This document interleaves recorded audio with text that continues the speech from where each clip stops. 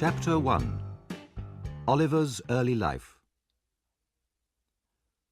Oliver Twist was born in a workhouse, and when he arrived in this hard world, it was very doubtful whether he would live beyond the first 3 minutes. He lay on a hard little bed and struggled to start breathing. Oliver fought his first battle without much assistance from the two people present at his birth.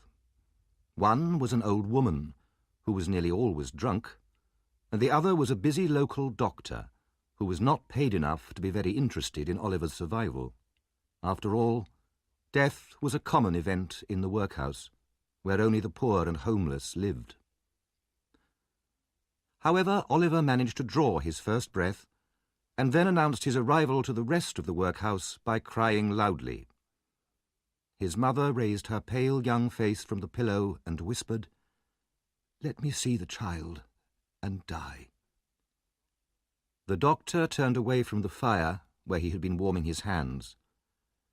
"You must not talk about dying yet," he said to her kindly. He gave her the child to hold. Lovingly, she kissed the baby on its forehead with her cold white lips, then stared wildly around the room, fell back, and died.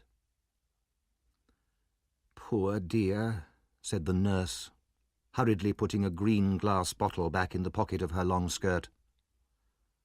The doctor began to put on his coat. "The baby is weak and will probably have difficulties," he said.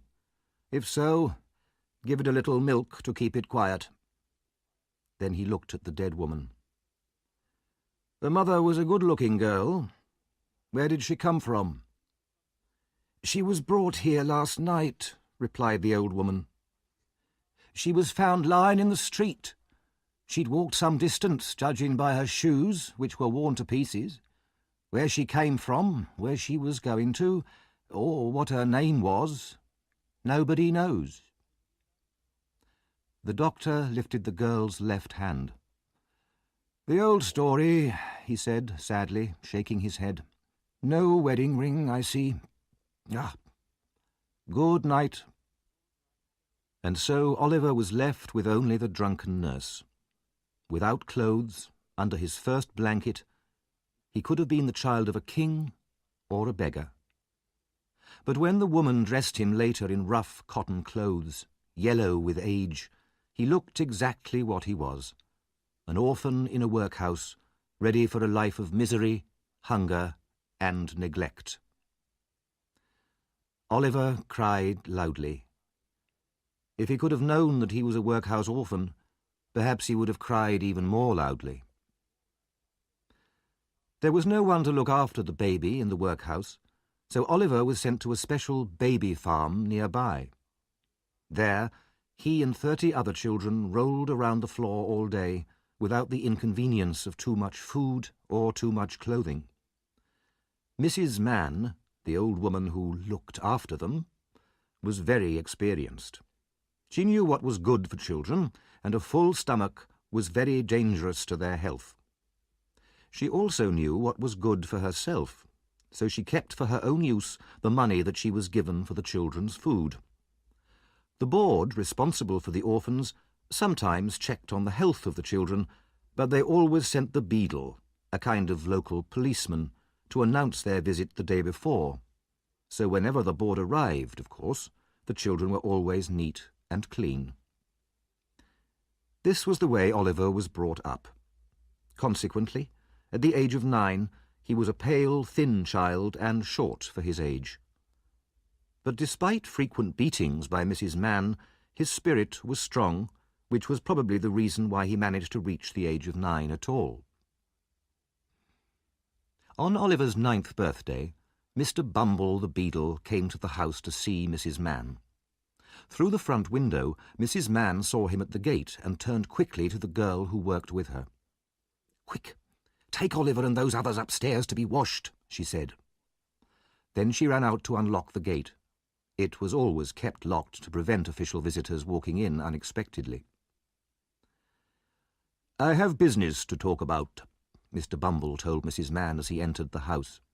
He was a big, fat man, often bad-tempered, and was full of self-importance. He did not like to be kept waiting at a locked gate. Mrs. Mann took his hat and coat, placed a chair for him, and expressed great concern for his comfort. "You've had a long walk, Mr. Bumble," she said, "and you must be thirsty." She took out a bottle from the cupboard. "No, thank you, Mrs. Mann, not a drop." He waved the bottle away. "Just a little drop, Mr. Bumble, with cold water," said Mrs. Mann persuasively. Mr. Bumble coughed. "What is it?" he asked, looking at the bottle with interest. "Gin. I keep it for the children's medicine drink." "You give the children gin, Mrs. Mann?" asked Mr. Bumble, watching as she mixed his drink. "Only with medicine, sir. I don't like to see them suffer." "You're a good woman, Mrs. Mann." Mr. Bumble drank half his glass immediately. "I'll tell the board about you. Now, the reason why I'm here. Oliver Twist is 9 years old today. We've never been able to discover anything about his parents." "Then how did he get his name?" "I gave it to him," said Mr. Bumble proudly. "We follow the alphabet. The last one was an S, Swabble. And then it was T, so this one is Twist. The next one will be Unwin. Anyway, Oliver Twist is now old enough to return to the workhouse. Bring him here, please." While Mrs. Mann went to get him, Mr. Bumble finished the rest of his gin. Oliver, his face and hands now almost clean, was led into the room. "Will you come along with me, Oliver?" asked Mr. Bumble in a loud voice. Oliver was very glad to be free of Mrs. Mann's violence, but he said nothing because she was angrily shaking her finger at him.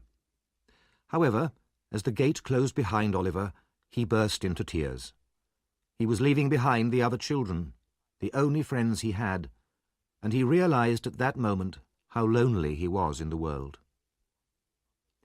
Mr. Bumble walked on with long steps, with Oliver on his short little legs running beside him. The feeling of contentment produced by gin and water had now disappeared, and the beadle was in a bad mood once more. Back at the workhouse, Oliver was taken to see the board. He stood in front of 10 fat men who were sitting around a table. "What's your name, boy?" asked a particularly fat man with a very round red face. Oliver was frightened at the sight of so many people and started to cry. "Why are you crying?" The beadle hit him on the back, and so naturally Oliver cried even more. "The boy's a fool," one member of the board announced. "You know you have no father or mother," said the first man, "and that you have been brought up with other orphans." "Yes, sir," replied Oliver, crying bitterly. "Why is the boy crying?" repeated the other man, puzzled. "You have come here to be educated," continued the fat man, "so you will start working here tomorrow at 6 o'clock. Oliver was led away to a large room where, on a rough, hard bed, he cried himself to sleep. The room in the workhouse where the boys were fed was a large stone hall, and at one end the master and 2 women served the food. This consisted of a bowl of thin soup 3 times a day, with a piece of bread on Sundays. The boys ate everything and were always hungry. The bowls never needed washing. The boys polished them with their spoons until they shone. After 3 months of this slow starvation, one of the boys told the others he was so hungry that one night he might eat the boy who slept next to him. He had a wild, hungry eye, and the other boys believed him. After a long discussion, they decided that one of them should ask for more food after supper that evening, and Oliver was chosen. The evening arrived, the soup was served, and the bowls were empty again in a few seconds. Oliver went up to the master with his bowl in his hand. He felt very frightened, but also desperate with hunger. "Please, sir, I want some more." The master was a fat, healthy man, but he turned very pale. He looked at the little boy in front of him with amazement. Nobody else spoke. "What?" he asked at last in a faint voice. "Please, sir," replied Oliver, "I want some more." The master hit him with the serving spoon, then seized Oliver's arms and shouted for the beadle. The beadle came quickly, heard the dreadful news, and immediately ran to tell the board. "He asked for more?" Mr. Limbkins, the fattest board member, asked in horror. "Bumble, is this really true?" "That boy will be hanged," said the man who earlier had called Oliver a fool. "You see if I'm not right." Oliver was led away to be locked up, and a reward was offered to anybody who would take him away and use him for work.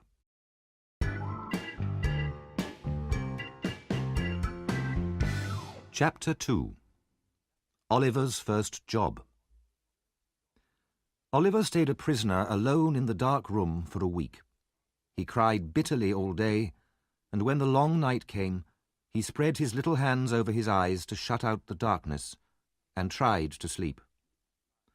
He was given freezing water to wash with, and was beaten daily by Mr. Bumble in front of all the other boys in the hall, as a warning to them. One day, Mr. Bumble met the local undertaker, Mr. Sowerberry, outside the workhouse. "Do you know anybody who wants to train a boy for work, Mr. Sowerberry?" Mr. Bumble pointed at the notice on the wall above him, which offered £5 to anybody who would take Oliver Twist for work. Mr. Sowerberry rubbed his chin and thought for a while. "I pay enough for the poor with my taxes," he said, "so why shouldn't I be able to make use of them in my work? Yes, I'll take the boy myself." And so the board agreed to send Oliver to work for the undertaker. The necessary papers were signed. Oliver's small possessions were put into a brown paper parcel, and he was led to Mr. Sowerberry's house by Mr. Bumble. As they walked along, tears began to run down Oliver's face. "What is it this time?" asked Mr. Bumble impatiently. "Don't be so ungrateful. This gentleman is going to look after you." "It's just that I'm so lonely, sir," said the child. "Everybody hates me. Please don't be angry with me, sir." Even Mr. Bumble felt a little pity. He coughed, told Oliver to dry his eyes and be a good boy, and walked on with him in silence. The undertaker had just finished work for the day when Mr. Bumble entered his shop. "Here, I've brought the boy," said the beadle. Oliver bowed to the undertaker, who raised his candle to get a better view of the boy. "Mrs. Sowerberry," he called, "come and have a look." His wife, a short, thin woman with a disagreeable face, came out to see. "He's very small," she said immediately. "He is," agreed Mr. Bumble, "but he'll grow, Mrs. Sowerberry." "Yes," she said crossly, "when he eats our food. Go on, get downstairs." She pushed Oliver downstairs into a damp, dark kitchen, and called to the girl working down there. "Here, Charlotte, give this boy some meat that the dog left, if he thinks it's good enough for him." Oliver tore the meat to pieces with his teeth as if he were a wild animal. Mrs. Sowerberry watched him in silent horror, already thinking about her future food bills, then took him upstairs to the shop. "You'll sleep here among the coffins," she said. Oliver stared around the dark, airless shop at the coffins, some finished, some only half made. He trembled at the thought of ghosts. His bed was a small hole in the floor and looked very like a grave. But it was not only the room that depressed Oliver. He felt very lonely, with no friends and no one to care for him. As he lay on the bed, he found himself wishing that it really was his grave. The next morning, he was woken up by someone kicking at the shop door. "Open the door, will you?" shouted a voice through the keyhole. "Yes, sir." "I suppose you're the new boy," said the voice through the keyhole. "How old are you?" 10, sir." "Then I'll hit you when I get in," said the voice. Oliver was experienced enough to know that the promise was probably true. He opened the door with a shaking hand, then looked up and down the street. All he could see was a large boy wearing the uniform of one of the charity schools where the children of the very poor used to go. "Did you want a coffin?" asked Oliver innocently. The charity boy looked at him fiercely.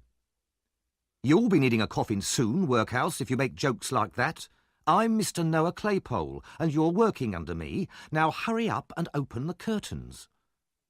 As he said this, he kicked Oliver and entered the shop. He was a big, clumsy boy of about 14, with a large head and very small eyes. Added to these attractions were a red nose and dirty yellow trousers. The boys went down to breakfast, which the girl Charlotte had made for them. She gave an extra piece of meat to Noah, then told Oliver to hurry up, as it was his job to look after the shop. "Did you hear that, workhouse?" shouted Noah. "He heard, Noah," said Charlotte. "Leave him alone." "Why?" asked Noah. "All his relations have already left him alone. His mother and father aren't going to interfere with him." Charlotte and Noah both started laughing loudly. Oliver sat alone in the corner, eating old bits of bread. Noah was a charity boy, but not a workhouse orphan. He at least knew who his parents were. But for a long time, all the local shop boys had insulted him because he wore the uniform of a charity boy. Now fortune had brought him a creature in an even lower position in society than himself. Noah intended to repay to Oliver every insult he had ever received, and to make the new boy's life a misery. After a few weeks, Mr. Sowerberry decided that he liked Oliver's appearance enough to train him in the undertaking business. Oliver's permanent expression of sadness was very suitable, the undertaker thought, for collecting dead bodies from houses and accompanying the coffins to funerals. One day, Mr. Bumble came to tell them about a woman who had died in an extremely poor part of the town, and Sowerberry and Oliver went to collect the body. They went down dirty, narrow streets, where the houses on either side were tall and large, but very old. Some of the houses were almost falling down, and had to be supported by huge blocks of wood. The area was so poor that even the dead rats in the street looked as though they had died of hunger. They found the right house, and climbed the dark stairs to a miserable little room. Some children watched them from the shadows as they entered. Something lay beneath a blanket on the floor in one corner. A man and an old woman stood near the body. Oliver was afraid to look at them. With their thin faces and sharp teeth, they looked like the rats he had seen outside. As Sowerberry began to measure the body for a coffin, the man knelt on the floor and cried out, "She starved to death, I tell you. That's why she died." He fell to the floor, and all the children behind him started to cry. Sowerberry and Oliver, their work done, left as fast as they could. They returned the next day with the coffin, and 4 men from the workhouse who were to carry it. The man and the old woman followed the coffin to the church, and waited silently by the grave for the priest to arrive. When at last he came, he hurried through the burial prayers, and as quickly as possible, it was only a job after all, the coffin was put into the ground. At this point the husband, who had not moved once during his wife's burial, not even during the long wait for the priest, suddenly fainted to the ground and had to have cold water thrown over him. "So, how did you like it, Oliver?" asked Sowerberry later as they walked home. Not very much, sir," Oliver answered truthfully. "You'll get used to it, my boy." Oliver wondered how long that would take, and remained silent all the way back to the shop, thinking about everything that he had seen and heard.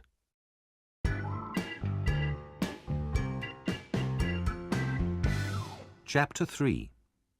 Oliver Goes to London.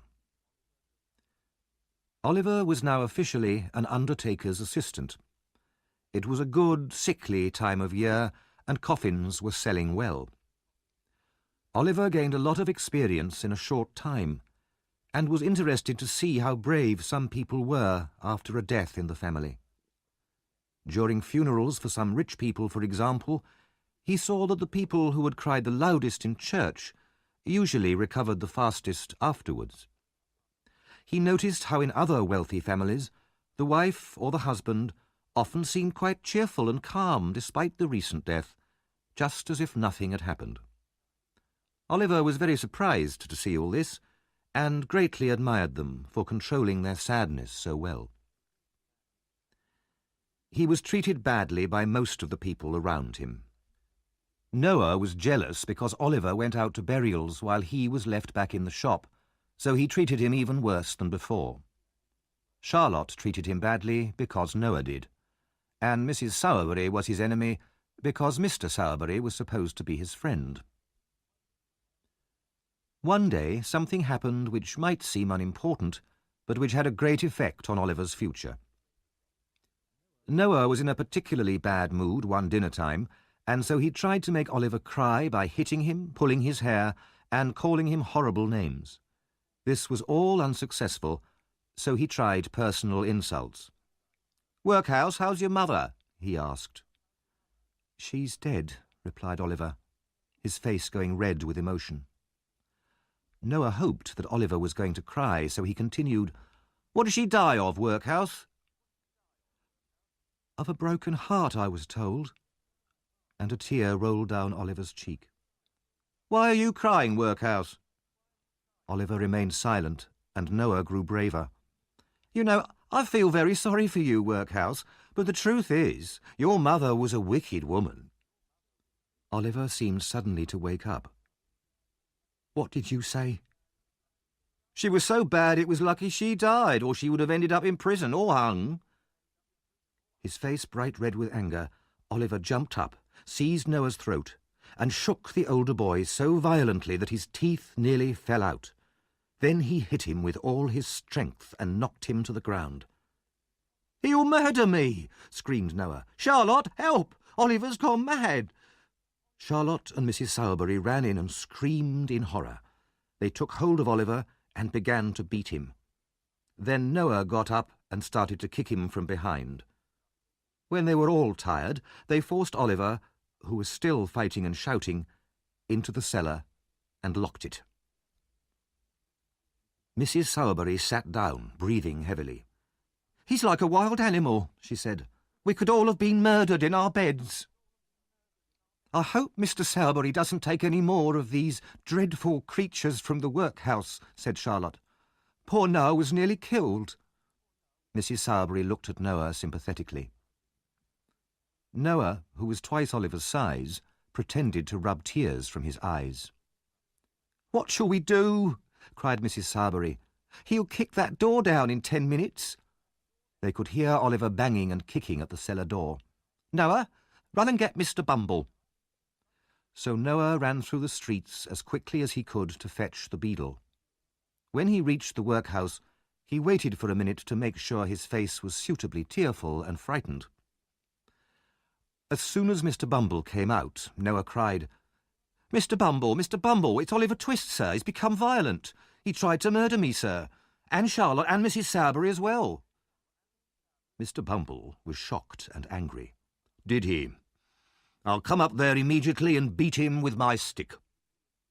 When he arrived at the shop, Oliver was still kicking wildly at the cellar door. "Let me out," he shouted from the cellar when he heard Mr. Bumble's voice.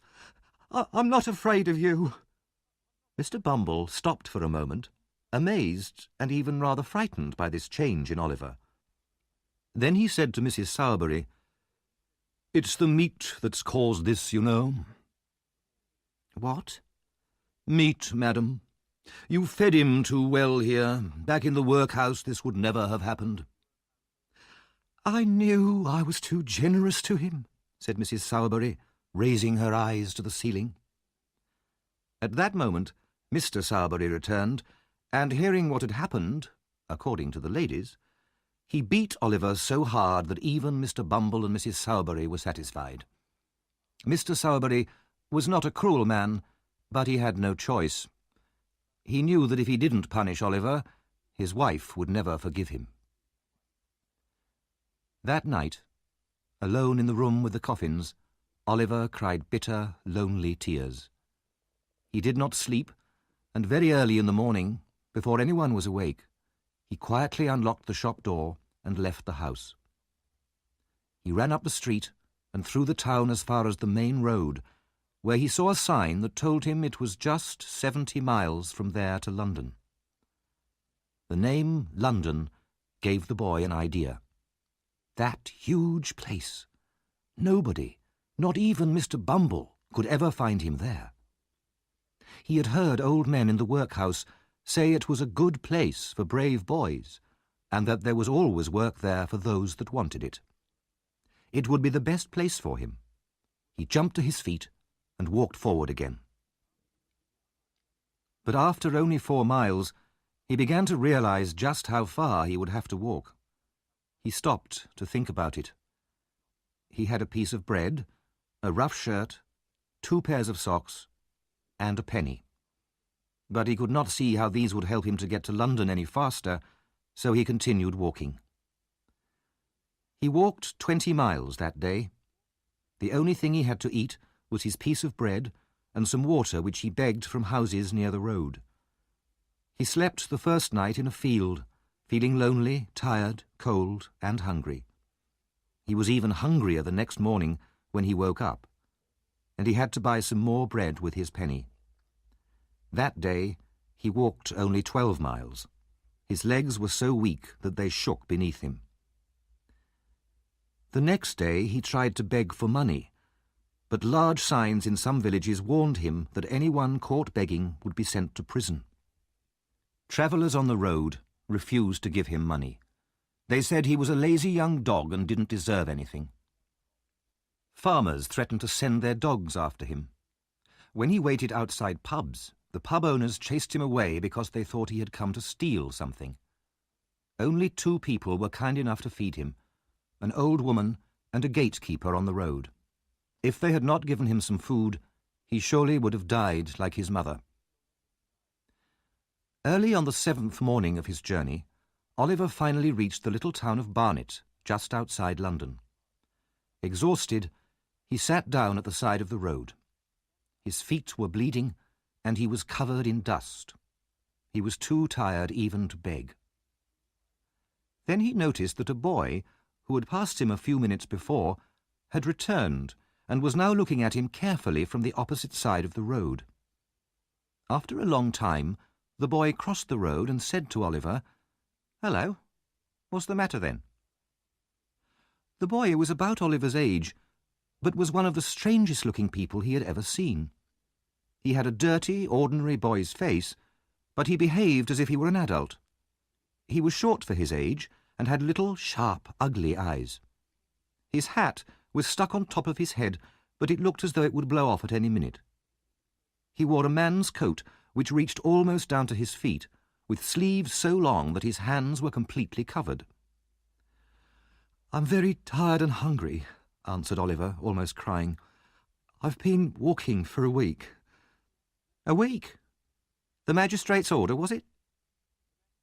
"The magistrate? What's that?" "A magistrate's a kind of judge," explained the surprised young gentleman. He realized Oliver did not have much experience of the world. "Never mind that. You want some food," he went on. "I haven't got much money, but don't worry. I'll pay." The boy helped Oliver to his feet and took him to a pub. Meat, bread and beer were placed before Oliver, and his new friend urged him to satisfy his hunger. While Oliver was eating, the strange boy looked at him from time to time with great attention. "Going to London?"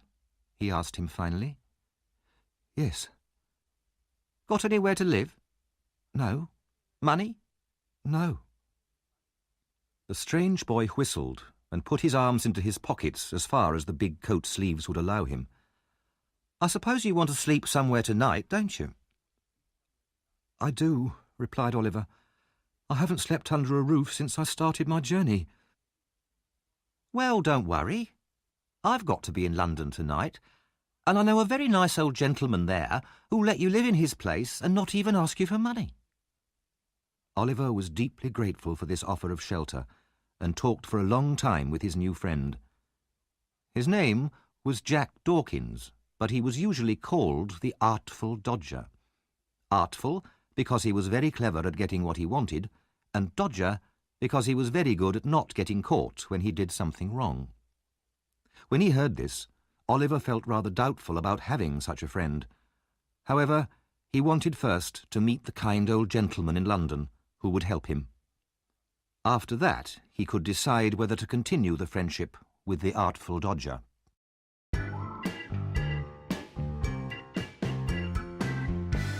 Chapter 4. Oliver in London. For some reason, the Dodger did not want to enter London during daylight, so it was nearly 11 o'clock at night when they got near the centre. Oliver had never seen a dirtier or more miserable place. The streets in this district were narrow and muddy, and there were terrible smells everywhere. Children wandered around even at this time of night, in and out of the many shops, playing and screaming. The pubs were full of people fighting, and big, evil-looking men stood in doorways or at dark corners. Oliver almost wanted to run away, but just then the Dodger pushed open a door and pulled Oliver into a dark hall. "Who's there?" a voice cried out. "It's me," said the Dodger. The faint light of a candle appeared in the hall. "Who's the other one?" "A new friend." They went up some dark and broken stairs. Oliver could hardly see where he was going, but the Dodger seemed to know the way and helped Oliver up. They entered a room with walls that were black with age and dirt. In front of the fire was a table with a candle stuck into a bottle of beer, and an old man with a horribly ugly face and red hair stood next to the fire cooking. He was wearing a dirty old coat and seemed to divide his attention between his cooking and a number of silk handkerchiefs which were hanging near the fire. There were several rough beds in the room. 4 or 5 boys, about the same age as the Artful Dodger, sat round the table smoking and drinking like middle-aged men. They all looked up when the Dodger and Oliver entered. "This is him, Fagin," the Dodger said to the old man. "My friend, Oliver Twist." Fagin smiled and shook Oliver's hand. Then all the young gentlemen came up to him and shook both his hands very hard, especially the hand which held his few possessions. One of the boys was particularly kind. He even put his hands in Oliver's pockets so that Oliver would not have to empty them himself when he went to bed. The boys would probably have been even more helpful, but Fagin hit them on their heads and shoulders until they left Oliver alone. "We are very glad to see you, Oliver," said Fagin. "I see you're staring at the handkerchiefs, my dear. Aren't there a lot? We've just taken them all out to wash them, that's all." This seemed to be a joke, as the old gentleman and all his young friends gave loud shouts of laughter. Then supper began. Oliver ate his share of the food and was then given a glass of gin and water. Fagin told him to drink it fast. Immediately afterwards, Oliver felt himself lifted onto one of the beds and he sank into a deep sleep. When he woke, it was late morning. Fagin was the only other person in the room, and he was boiling coffee in a pan. When the coffee was done, he turned towards Oliver and looked closely at the boy. Oliver was only just awake, and his eyes were half closed, so he seemed to be still fast asleep. Fagin then locked the door, and from a hidden hole in the floor he took out a small box which he placed carefully on the table. His eyes shone as he opened it and took out a gold watch covered in jewels. "Ah," he said to himself, "what fine men they were, loyal to the end. They never told the priest where the jewels were, nor about old Fagin, not even at the very end. And why should they? It was already too late. It wouldn't have stopped the rope going round their necks." Fagin took out at least 6 more watches, as well as rings and bracelets and many other valuable pieces of jewellery. He looked at them with pleasure, then replaced them. "What a good thing hanging is," he murmured. Dead men can never talk or betray old friends. At that moment he looked up and saw Oliver watching him. He closed the lid of the box with a loud crash and picked up a bread knife from the table. "Why are you watching me? What have you seen? Tell me quick." "I couldn't sleep any longer, sir," said Oliver, terrified. "I'm very sorry." "You weren't awake an hour ago?" Fagin asked fiercely, still holding the knife. "I promise I wasn't, sir," replied Oliver. "Don't worry, my dear," Fagin said, putting down the knife and becoming once again the kind old gentleman. He laughed. "I only tried to frighten you, my dear. You're a brave boy, Oliver. And did you see any of the pretty things?" "Yes, sir." "Ah," said Fagin, turning rather pale. They're mine, Oliver. All I have in my old age." Oliver wondered why the old man lived in such an old, dirty place when he had so many watches, but then he thought that it must cost Fagin a lot of money to look after the Dodger and the other boys. So he said nothing and got up and washed. When he turned towards Fagin, the box had disappeared. Soon the Dodger entered with a cheerful young man named Charlie Bates. "Have you been at work this morning?" Fagin asked the Dodger. "Hard at work," answered the Dodger. Good boys, said Fagin. "What have you got?" "A couple of pocket-books and some handkerchiefs." "Good workers, aren't they, Oliver?" said the old man. "Very good," said Oliver. The others all started laughing, though Oliver saw nothing funny in his answer.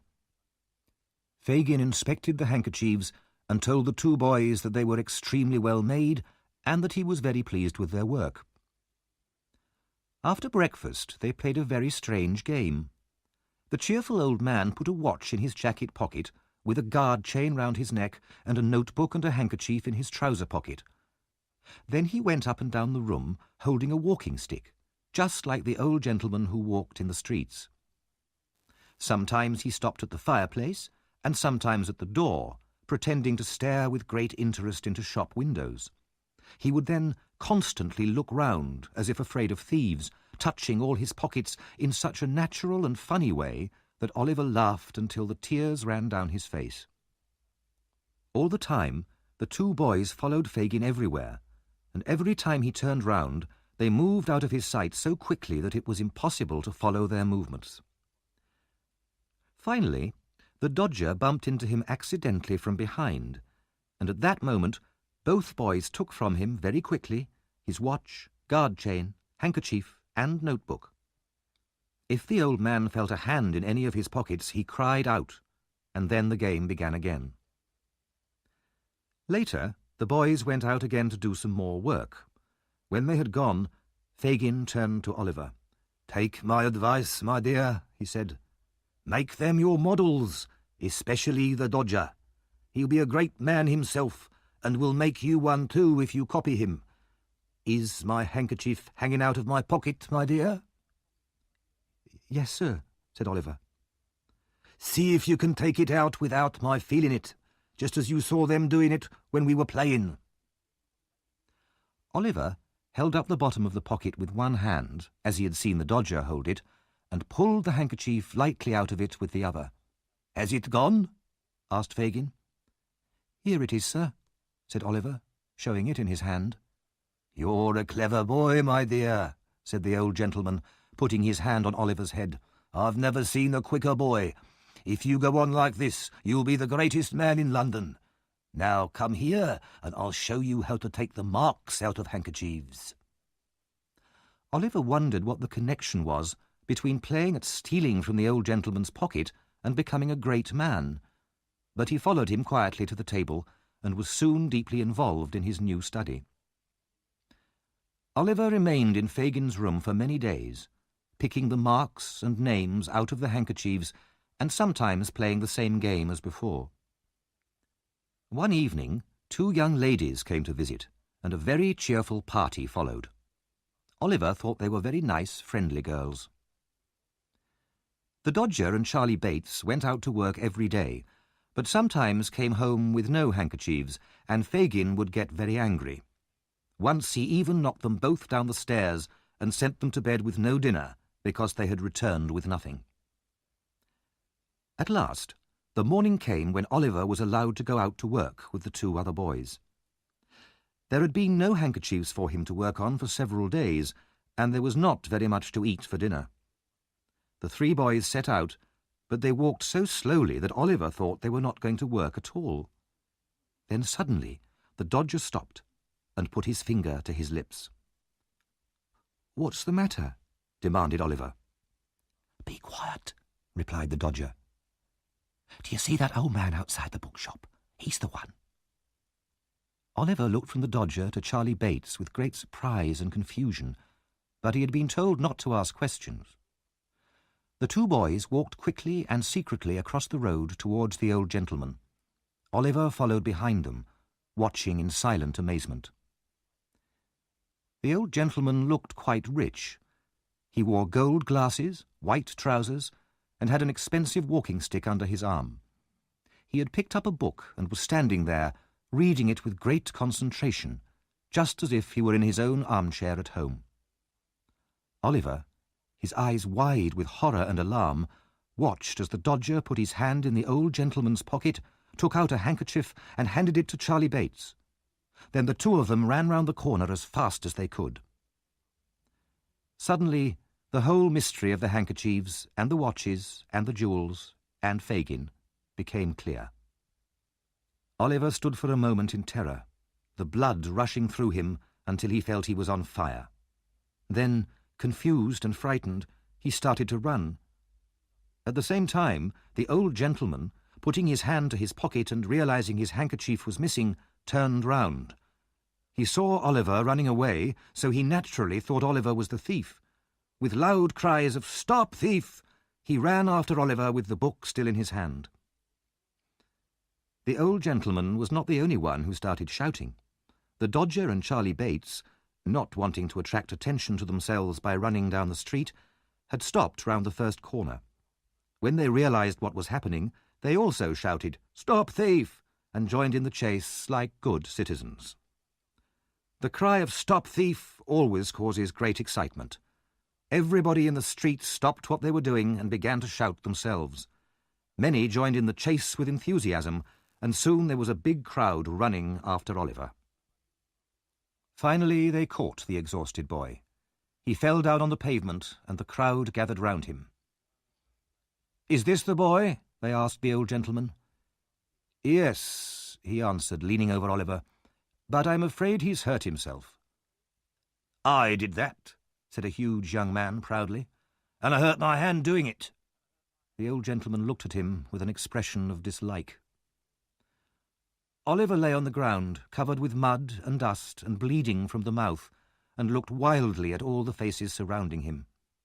At that moment a policeman arrived and took Oliver by the collar. "Come on, get up," he said roughly. "It wasn't me, sir," said Oliver, looking round. "It was two other boys. They're here somewhere." "Oh, no, they aren't," replied the policeman. In fact, he was right, as the Dodger and Charlie had quietly disappeared as soon as the crowd had caught Oliver. "Come on, get up." "Don't hurt him," said the old gentleman. "I won't," said the policeman, tearing Oliver's jacket half off his back as he lifted him up. The three of them started walking, followed by the excited crowd.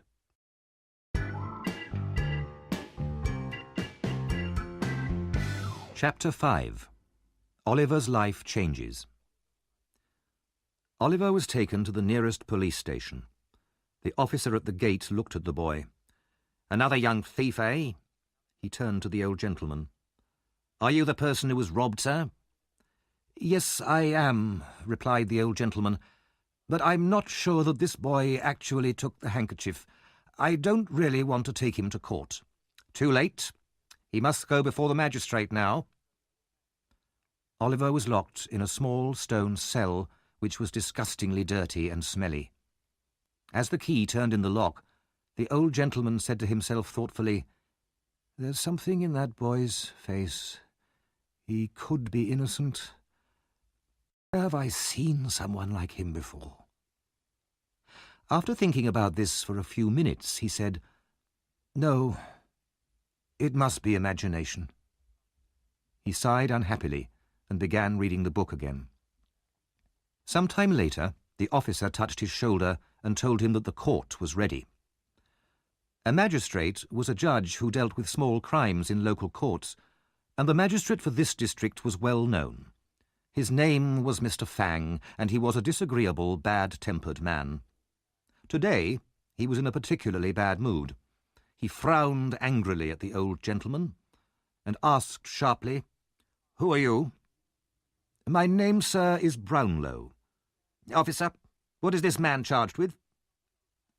"He's not charged, sir," answered the officer. "He's accusing the boy." The magistrate looked at Mr. Brownlow from head to foot. "And what have you got to say?" Mr. Brownlow began to explain.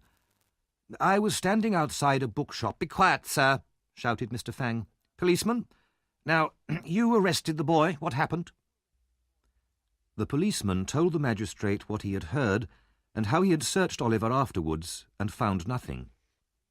"Are there any witnesses?" asked the magistrate. "None," answered the policeman. Mr. Fang then turned to Mr. Brownlow and angrily told him to describe what had happened. Mr. Brownlow explained that he had run after the boy only because he saw him running away. He did not think that the boy was the actual thief, and he hoped that the boy would not be punished. "He's been hurt already," he added, "and now I'm afraid he's very ill." "I don't believe that for a moment," said Mr. Fang unpleasantly. He turned to Oliver. "Come now, don't try any clever tricks with me. What's your name?" he demanded. Oliver tried to reply, but he was too weak to speak. He was deadly pale, and he felt the room spinning round him. At last he managed to whisper a request for water, but the magistrate refused angrily. Suddenly, Oliver fainted and fell to the floor. Mr. Fang stared at him angrily. "Guilty, 3 months' prison," he said immediately. "Let him lie there. He'll soon be tired of that." Mr. Fang stood up. "This court is now closed." At that moment, a man in an old black coat rushed in. "Stop!" he shouted. "Don't take the boy away. I saw it all. I'm the bookshop owner." Mr. Fang's face was black with anger at this unexpected interruption, but the bookshop owner demanded to be heard. He described exactly what had really happened. He had seen 2 boys steal the handkerchief and then run away, leaving Oliver to be arrested. In a final burst of bad temper, Mr. Fang said that his time had been wasted. He announced that Oliver was innocent and ordered everybody out of the court. The order was obeyed, and as Mr. Brownlow turned to go down the street, he saw Oliver lying on the pavement, shaking, his face as white as death. Poor boy," said Mr. Brownlow, bending over him. He called a coach quickly, laid Oliver on the seat, and drove away. The coach stopped at a neat house in a quiet, shady street in North London. Oliver was gently carried into a bed and received more care and kindness than he had ever had in his life. But he had a fever, and for many days he lay there unconscious. When he eventually awoke, weak, thin and pale, he looked anxiously around the room. "What room is this? Where am I?" he said. "This is not the place I fell asleep in." Mrs. Bedwin, the motherly old housekeeper, heard his words and instantly came to him. "Hush! Be quiet, my dear, or you'll be ill again. Lie down." He lay down and woke up again much later. After a while, he was able to sit up in a chair, although he was still too weak to walk. In this new position, he could see a picture of a woman hanging on the wall opposite. "Who is that, madam?" he asked the old housekeeper. "I don't know, my dear. Do you like it?"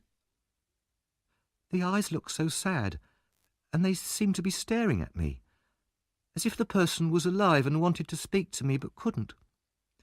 "You're weak and nervous after your illness," Mrs. Bedwin said kindly. "Don't worry about things like that." Later that day, Mr. Brownlow came in, having heard that the boy was a little better at last. He was delighted to see that Oliver could sit up, But when he saw Oliver's face clearly, Mr. Brownlow stared hard at him. "I hope you're not angry with me, sir," said Oliver anxiously. "No, no, not in the least," he replied. Then he turned to the housekeeper. "But look, Mrs. Bedwin, look there." He pointed to the picture of the woman above Oliver's head, and then to the boy's face. It was a living copy of the picture. Even the expression was the same. Oliver did not understand what was happening. He was so alarmed by Mr. Brownlow's excitement that he fainted once more. The Dodger and Charlie Bates had left the crowd which was chasing Oliver as soon as they could. They went back to their house through the narrow streets, using a complicated route in case anyone was following them. Once they were safely away from other people, Charlie Bates rolled on the ground and laughed and laughed. "When I saw Oliver running away so fast round all the corners, bumping into walls, and all the time I had the handkerchief in my pocket." "But what will Fagin say?" asked the Dodger. "What do you mean?" The Dodger said nothing more, but led Charlie Bates into the house and up the stairs. When Fagin saw them enter, he rose to his feet. "Where's Oliver?" he asked them furiously. The two boys looked uneasily at each other, but said nothing. Fagin took hold of the Dodger's collar and shook him violently. "Tell me, or I'll kill you." The Dodger slid out of his coat in one smooth movement, leaving Fagin holding only the empty coat. "The police have got him," he said reluctantly. He looked round for a weapon to fight with, but Fagin already had a heavy metal pot in his hand. He threw it hard at the Dodger, but missed and hit Charlie Bates, who started to shout with fear. Suddenly, all this noise and confusion was silenced by a deep voice at the door. "What the devil's going on here?" the voice demanded. The owner of the voice was a big man of about 35 in a black coat and very dirty trousers, with a brown hat on his head and a dirty handkerchief around his neck. He also had a 3-day-old beard. A white dog with torn ears followed him into the room. The man kicked the dog into a corner and looked round at the signs of battle. "Are they trying to murder you, Fagin? I would if I was them. I'd have done it long ago. Now give me some beer and don't poison it." It was said as a joke, but if the man had seen the evil look on Fagin's face, he might have thought the warning was a necessary one. Fagin produced some beer, and as the fight appeared to be over, everybody sat down. In the conversation that followed, Fagin told the newcomer that Oliver had been caught by the police. "I'm afraid, Mr. Sykes," he said, "the boy may say something which will get us into trouble." "Very likely," said Bill Sykes, smiling unkindly. "You've got problems, Fagin." "And I'm afraid," added Fagin, ignoring Sykes's remark, "that if we're in trouble, then a lot of other people will be in trouble too, if you understand me, my dear." Sykes turned angrily towards the old man. There was a silence. Then Sykes said, "Somebody must find out what's happened. If he hasn't said anything yet, we must catch him when he leaves the police station." Fagin nodded. But there was a difficulty. None of them wanted to go anywhere near a police station. The problem was solved with the arrival of the two young ladies whom Oliver had met one evening in Fagin's house. "Nancy, my dear," Fagin said. He smiled sweetly at one of the young ladies. "Can you go to find out what's happened to Oliver?" The young lady answered calmly, "No, I won't." "You're the only one here that the police in this district don't know," said Sykes. "She'll go, Fagin." "No," repeated Nancy. "Yes, she will, Fagin." Sykes was right. With a mixture of threats and promises, he soon persuaded Nancy to go. She set off at once, and at the police station pretended to be a shy, frightened girl. "Is my poor little brother Oliver here?" she asked the officer with the keys. "He's not here," the officer replied. "The gentleman's got him." "The gentleman? Oh, no. What gentleman?" cried Nancy, very upset. The policeman explained that Oliver had become ill and the old gentleman had taken him to his house in the Pentonville district of North London. Nancy, still looking terribly upset, left the station and hurried back to Fagin's house with this news. As soon as he heard it, Sikes called his white dog, put on his hat, and left without saying goodbye to anyone. "We must find him," Fagin said urgently to the rest of them. "No one can stay here. It's too dangerous now. All of you, walk around Pentonville and keep your ears open. Don't come back until you have some news of Oliver. If you can, kidnap him. We've got to keep him quiet before he starts talking about us to his new friends." With these words, he pushed them all from his room and double-locked the door behind them. Then he took out his hidden box and very carefully hid all the watches and the jewellery beneath his clothes.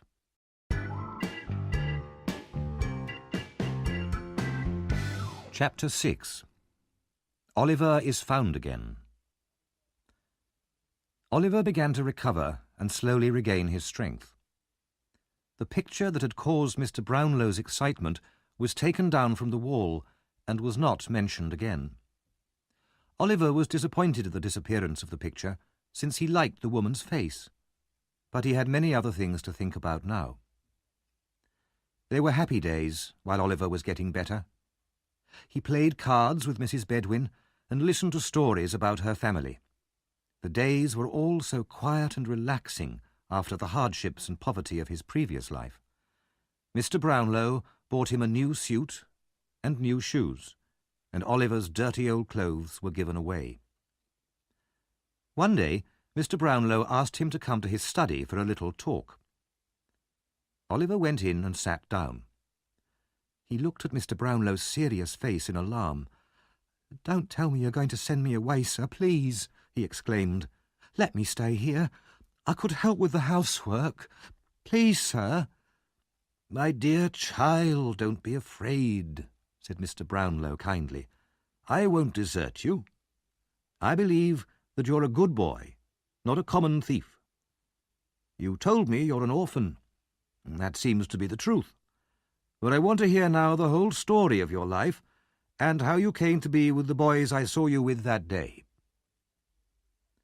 Oliver began his story, but was soon interrupted by the arrival of Mr. Grimwig, an old friend of Mr. Brownlow's. Mr. Grimwig was a fierce old gentleman and very fond of arguments. He clearly knew all about Oliver and inspected him closely. "So this is the boy, is it?" he said at last. Oliver bowed politely and was introduced by Mr. Brownlow. Tea was then brought in, and during the meal Mr. Grimwig stared so hard at Oliver that the boy felt rather confused. Eventually, Mr. Grimwig whispered to Mr. Brownlow, "He may be a good-looking boy, but I think he's deceiving you, my good friend." "Nonsense," said Mr. Brownlow, becoming angry. "Well, we'll see," answered his friend. "We'll see." Later that afternoon, Mr. Brownlow wanted to return some books to a bookseller and to send some money for new books that he had already collected. Mr. Grimwig suggested that Oliver should go. "He'll be sure to deliver everything safely," he said with a smile. "Yes, please let me take them," said Oliver, delighted to be of use. Mr. Brownlow hesitated, but Mr. Grimwig's smile had annoyed him. "Very well," he said. "Here are the books, Oliver, and a £5 note. The bookseller will give you 10 shillings change." "I won't be 10 minutes," replied Oliver eagerly, and he ran out into the street. "So you expect him to come back, do you?" inquired Mr. Grimwig. "Yes, I do," said Mr. Brownlow, smiling confidently. "Don't you?" "No. He has a new suit of clothes, some valuable books, and a £5 note in his pocket. He'll join his old friends the thieves and laugh at you. If he comes back, I'll eat my hat." The two men sat by the window with a pocket watch between them and waited for Oliver's return. Oliver hurried through the streets to the bookshop, thinking how lucky he was. Suddenly, there was a loud scream behind him. "Oh, my dear brother!" Before he could look round, a pair of arms was thrown tightly around his neck. "Don't!" he cried, struggling. "Let go! Why are you stopping me? Who is it?" The young woman holding him started to cry loudly. "I've found him. Oh, Oliver, you naughty boy, to make me suffer so much. Come home immediately, you cruel boy." She burst into tears, and several people stopped to stare at what was happening. "What's the matter?" asked one of the watching women. "He ran away from his parents a month ago," the young woman said. "They're hard-working, respectable people, and he left them to join a gang of thieves and bad characters and almost broke his mother's heart." "Go home, you horrible child," said another woman. "Yes, go back to your parents," said a third. "But I haven't got any," replied Oliver, greatly alarmed. "I haven't got a sister either. I'm an orphan. I live in Pentonville." "Listen to him. Make him come home," the young woman said to the crowd, "or you kill his dear mother and father and break my heart." Suddenly, Oliver recognised the woman he had seen in Fagin's house. "It's Nancy," he said without thinking. "You see," cried Nancy to the crowd, "he knows me." Just then a big man ran out of a beer shop, followed by a white dog. "What's this, young Oliver? Come home to your poor mother, you young devil. And what books are these? You've stolen them, haven't you? Give them to me." The man, who was Bill Sikes, seized Oliver with one strong hand and hit him on the head with the other. "That'll do him good," shouted some of the crowd. "It's the only way to treat boys like him." Bill Sikes held onto Oliver's arm. "Come on, you young thief." Still weak from illness and terrified by the growling dog, Oliver could not resist. He was taken through the dark, narrow streets at great speed. Sikes and Nancy gave him no chance to escape, and Oliver had no breath to call out for help. All too quickly, he was back in Fagin's house, where his old friends were waiting for him. "Delighted to see you looking so well, my dear," Fagin said, bowing politely. "Why didn't you write and say you were coming? We'd have got something warm for supper." The Dodger and Charlie Bates roared with laughter, and the Dodger began looking through the books Oliver had with him. "Give them back," Oliver cried. "Those books belong to the kind old gentleman who took me into his home. Send him back the books and the money. He'll think I stole them."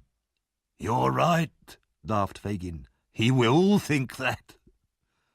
Oliver jumped to his feet and ran wildly from the room, shouting for help. The Dodger and Fagin caught him easily and brought him back. Then the old man picked up a long piece of wood. "So you wanted to get away, my dear, did you? Wanted to call the police and get help? We'll cure you of that." He hit Oliver hard on the shoulders with the stick. He was raising it for a second hit when Nancy rushed forward and, seizing the piece of wood, threw it into the fire. "I won't let you do it, Fagin," she shouted. "You've got him again, isn't that enough? Now leave him alone." Fagin and Sikes looked at each other, shocked by her reaction.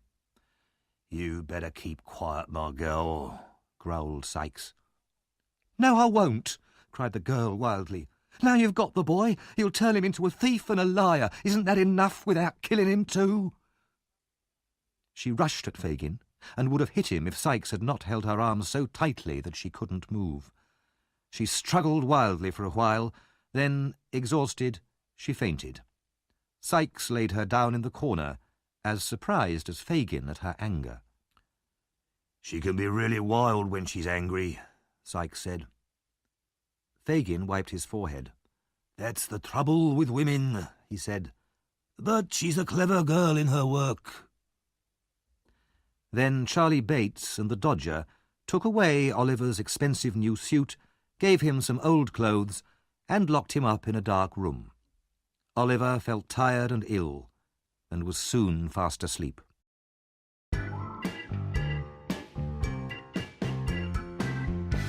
Chapter 7. The Robbery. A few days later, a visitor arrived in London from Oliver's hometown. He was a large, fat man, and very proud of his hat, which showed the world that he was a most important official. It was, in fact, Mr. Bumble the Beadle, Oliver's old enemy. Mr. Bumble had completed his business in the city and had just finished a most satisfactory meal in a pub. He pulled up his chair to the fire to enjoy his hot gin and water in comfort and opened the newspaper. The first thing he saw was this notice. A reward of £5 is offered for any information leading to the discovery of a young boy, Oliver Twist, who was kidnapped from his home in Pentonville last Thursday evening. I am also very interested in any information about his past. There was then a full description of Oliver's clothes and appearance, and Mr. Brownlow's full address. Mr. Bumble rubbed his eyes, read the notice again, and was at the address in less than 10 minutes. He was shown into Mr. Brownlow's study, where the old gentleman and his friend Mr. Grimwig were sitting. "Do you know where the poor boy is now?" Mr. Brownlow asked, when the Beadle had explained the reason for his visit. Mr. Bumble shook his head. "Do you know anything good about him?"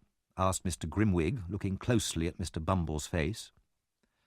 Mr. Bumble shook his head again, very seriously, and turned down the corners of his mouth. "Then tell us everything you know about him," said Mr. Brownlow impatiently. Mr. Bumble put down his hat, unbuttoned his coat, folded his arms, and sat back in his chair. He spoke in his most important and official voice, and talked for 20 minutes. His listeners heard all the details of Oliver's illegitimate birth, and how generously he had been treated as a workhouse orphan. They heard how he had always been an ungrateful and dangerous child, violently attacking another boy, and finally running away from the house where he had been working. The old gentleman shook his head sadly and gave Mr. Bumble the £5. "I would have been happy to give you 3 times the amount if your story had proved that the boy was good." If Mr. Bumble had known this earlier, he might have told a different story, but now it was too late, so he took the money and left. Mr. Brownlow walked up and down his room for several minutes, deep in thought. He rang the bell for Mrs. Bedwin, his housekeeper, and told her what he had heard. "I don't believe it," she said, with great certainty. "I was right," said Mr. Grimwig with satisfaction. "You should have listened to what I said." Mr. Brownlow said angrily, "Never let me hear the boy's name again. Never. Remember that, Mrs. Bedwin." There were sad hearts at Mr. Brownlow's house that night.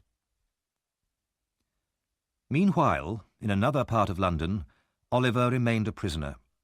Fagin had told Oliver how ungrateful he had been to run away. He had told him that he would have died of hunger without Fagin's kindness. He went on to tell Oliver the story of another young boy who had gone to the police to tell them about the gang, but who had finally been hanged one morning for being a thief. Fagin described the hanging in terrifying detail, and said that he hoped he would never have to tell the police about Oliver, and see Oliver with a rope around his neck. Oliver felt his blood turn cold. He remained locked in a room for many days, seeing nobody between early morning and midnight. He spent his time thinking sadly about his friends in Pentonville. After a week, he was free to wander round the house during the day. It was a dirty place, full of rats and insects, but no other living thing. All the windows were closed and covered with wood and metal bars that kept out the light. One afternoon, the Dodger and Charlie Bates were at home, and they started telling Oliver about their lives as thieves. "Why don't you become one?" Charlie asked him. "We all are here. Both of us, and Fagin, Sykes, Nancy, all of us." "I don't want to be," replied Oliver. "I wish they'd let me go." "But it's a good life," the Dodger said, taking some coins from his pocket and throwing them up in the air.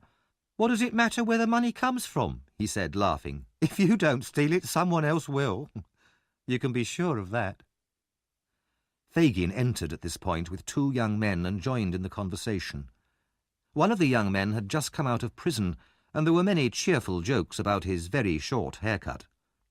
Everybody sat around the fire, talking and laughing for hours. Fagin told Oliver how good the Dodger was at his job, and what a friendly boy Charlie was. It was, without doubt, an interesting evening for Oliver, after so many days locked up alone. After that evening he was rarely on his own again. He spent a lot of time with the Dodger and Charlie, and often played the handkerchief game with them. At other times, Fagin would tell them all about robberies he had committed in his younger days, telling the stories so well and putting in so many funny details that Oliver could not stop laughing, even though he knew it was wrong. Fagin knew what he was doing. He had made sure that Oliver was so lonely and miserable that he would be desperate for any friends, however criminal. Slowly and deliberately, Fagin was trying to poison the young boy's mind.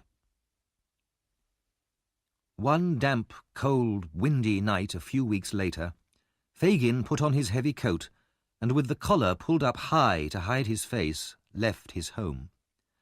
He walked fast through the streets, never losing his way even in the darkest places.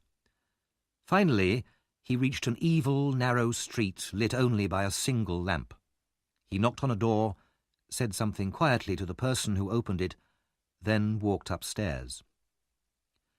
Bill Sikes was sitting by his fire with his dog when Fagin entered.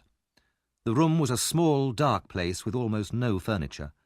Nancy was there too, and Fagin glanced at her uneasily. He had not seen her since she had attacked him to stop him hitting Oliver. However, she seemed to have forgotten all about it because she told him to pull up a chair and warm himself by the fire. "I'm ready for business," Bill Sikes said, looking at Fagin suspiciously.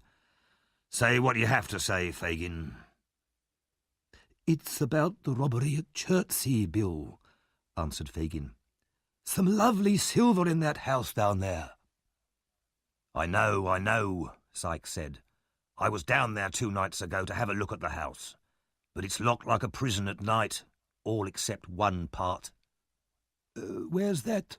asked Fagin, bending his head forwards, his eyes staring excitedly at Sikes. "Do you think I'm stupid? I'm not telling you. Anyway, what we need is a boy." "So there's a small place where only a boy can enter the house?" asked Fagin. "Maybe, but we need a boy." There was silence for a time, while Fagin thought. Then he made a sign to Sikes to tell Nancy to leave the room. "Don't worry," Sikes said. "You can trust her. She won't talk. Isn't that right?" "Of course it's right," answered the young woman, taking a large drink from the bottle on the table and laughing. "Anyway, Fagin, I know your idea is for Oliver to do the job." "You're a clever girl," said Fagin, smiling evilly. "That's exactly what I had in mind. Listen, Bill. The boy's been training for a few weeks, and it's time he did some work. He's the smallest one, anyway." "Is he safe?" asked Sikes.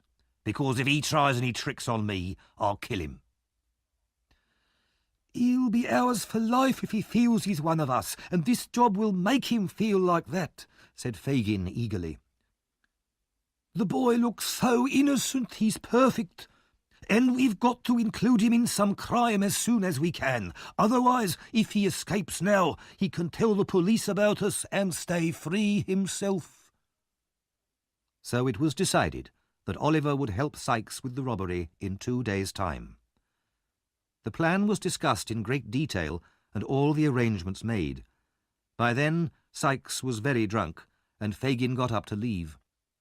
As he put on his coat, he stared hard at Nancy, frowning a little. No, he was sure he could trust her. She was loyal. The next night, Oliver was alone in Fagin's house when Nancy entered. She was so nervous and white-faced that Oliver asked her if she was ill. "God forgive me," she said, beating her hands together. "I never thought I would do this." "Has anything happened?" asked the boy. "What is it?" She sat with her back to him and hid her face with her hands. After a while she said, "I don't know why I feel so strange sometimes. Come on, Oliver, are you ready? You have to come with me to Bill's house. Why? Oh, nothing important. Oliver did not believe her, but he thought that at last this might be an opportunity to escape, so he said rather too quickly, I'm ready. Nancy guessed what he was thinking. Oliver, she said, this is not the time to escape. I've saved you once and I will again, but if anything happens tonight, it might mean my death. She said this so seriously that Oliver decided it must be true. He was quiet while they walked quickly through the streets to Sykes' house. Inside his room, Sykes sat Oliver down on a chair. "Did he come quietly?" he asked Nancy. "Quiet as a mouse." "Glad to hear it," said Sykes. "Now listen to me, boy." He put a gun against Oliver's head. "If you say one word when you're outside with me, I'll shoot you. Understand?" Oliver nodded, trying hard not to tremble. Sykes and Oliver started out at 5 o'clock in the morning, while it was still dark. They crossed from one side of London to the other. At first the streets were empty, then shops began to open and people started going to work. Gradually, the noise and traffic increased, and as they passed through the meat market at Smithfield, Oliver was amazed by the sight and smells of so many animals and by the huge crowds of people, all pushing and swearing and shouting. But Bill Sykes marched on without stopping. Later in the day, they were given a lift in a horse and cart from West London out into the country. Night fell, and after walking a few more miles down country roads, they finally arrived at an old house standing alone by a river. It was dark and seemed to be empty. They went inside without knocking. Inside were 2 other men, who at Sykes' command produced food and drink for him and the boy.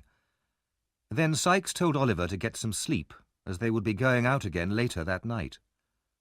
Oliver still had no idea of the purpose of this expedition, but his head ached with tiredness and he soon fell asleep. At 1:30, the men got up and checked their equipment, gathering several sticks as well. Sykes and the man called Toby left the house together, with Oliver walking between them. There was now a thick fog, and the night was very still as they hurried through the deserted streets of the nearby town. Out in the country again, they walked down several small roads until finally they stopped at a house surrounded by a high wall. As quick as lightning, Toby climbed up and pulled Oliver after him.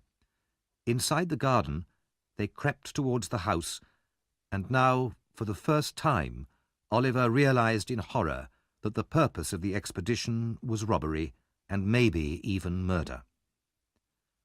Bill Sykes broke open a small window at the back of the house, then shone his light into Oliver's face. "Now listen. I'm going to put you through here. Go straight through into the hall and onto the front door and let us in. And if you don't, you can be sure I'll shoot you." Oliver, stupid with terror, was lifted through the window into the house. Desperately, he decided to try to run upstairs and warn the family. He began to creep forwards. Suddenly, there was a loud noise from the hall. "Come back!" shouted Sykes. "Back! Back!" Oliver stood still, frozen with fear. A light appeared, then 2 men on the stairs, then a sudden bright flash and a loud bang. Oliver staggered back. Sykes seized the boy's collar through the window and pulled him back out into the garden.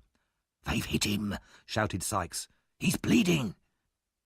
A bell rang loudly, above the noise of more gunshots and the shouts of men. Oliver felt himself being carried across rough ground, and then he saw and heard no more.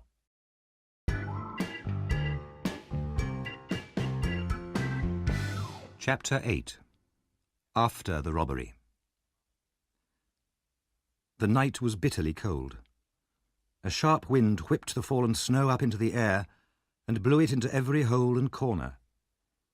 It was a night for the homeless to lie down and die, and for luckier people to sit close to their fires and thank God they were at home. In the workhouse where Oliver was born, Mrs. Corney, the widow in charge, was making tea by her fire. When she heard a knock at her door, she frowned and called out sharply, "Come in." The frown, however, was quickly changed to a sweet smile when she saw Mr. Bumble enter. "Hard weather, Mr. Bumble," said the widow. "Yes, indeed, ma'am," replied the beadle. "We've had to give out to the poor people in this town great quantities of bread and cheese today, and they're still complaining. Why, one man even came back and demanded some free firewood. What does he want that for? People are never satisfied. Give them one thing today, and tomorrow they'll ask for something else." Mrs. Corney agreed that it was very shocking. They discussed some workhouse business together, and then Mr. Bumble looked hopefully at the teapot. Mrs. Corney offered him some tea. Instantly, Mr. Bumble sat down by the fire and gave the widow such a warm smile that her face turned a delicate pink. She passed Mr. Bumble the teacup, and as he took it, he managed to give her hand a little stroke. "You're a kind-hearted woman, Mrs. Corney," said the beadle. "Oh, Mr. Bumble," said the widow, smiling shyly. For a while there was a friendly silence between them. Then Mr. Bumble moved his chair closer to the widow's. Mrs. Corney, of course, did not notice this, but when the beadle's arm began to slide around her waist, she felt she must make a small protest. Encouraged by this response, Mr. Bumble immediately gave her a kiss, but at this interesting moment there was a sudden knock at the door. Mr. Bumble jumped to his feet and went to the other end of the room. "Please, Mrs. Corney," said a voice outside. "Old Sally's going fast." "Well, what can I do to help her?" asked Mrs. Corney angrily. "Nothing, ma'am," replied the old woman outside, "but she says she has something to tell you, which you must hear. She won't die quietly till you come." Complaining loudly, Mrs. Corney asked Mr. Bumble to wait until she came back. Then she followed the old woman up the stairs. Old Sally lay in bed in a freezing cold room. The fire was so small and mean that it gave no warmth at all. Mrs. Corney bent over the bed, and the dying woman opened her eyes. "Come closer," she murmured. "Let me whisper in your ear." She held on to Mrs. Corney's arm and pulled her down towards her. "In this same room, I once helped a pretty young woman who came in with cut and bleeding feet, who gave birth to a boy and then died." "Well?" asked Mrs. Corney impatiently. "I robbed her. She was hardly dead before I stole it." "Stole what?" "It. The only thing she had. It was gold. It could have saved her life." "Gold? Who was this mother? Tell me." "She told me to look after it when she died." The old woman's mind was getting confused. "She trusted me, poor girl, and I stole it." "Quick, tell me, or it may be too late," said Mrs. Corney greedily. "What was it, and what was the boy's name?" The old woman could hardly speak. "Oliver. The gold I stole was—" Yes, what?" The old woman fell back onto the bed, dead. Mrs. Corney hurried back to her room, where Mr. Bumble was still admiring her furniture and counting her silver teaspoons. They sat down again by the fire, and soon Mr. Bumble's arm returned to its previous position round Mrs. Corney's waist. It was not long before he asked her to marry him, and the widow happily accepted him.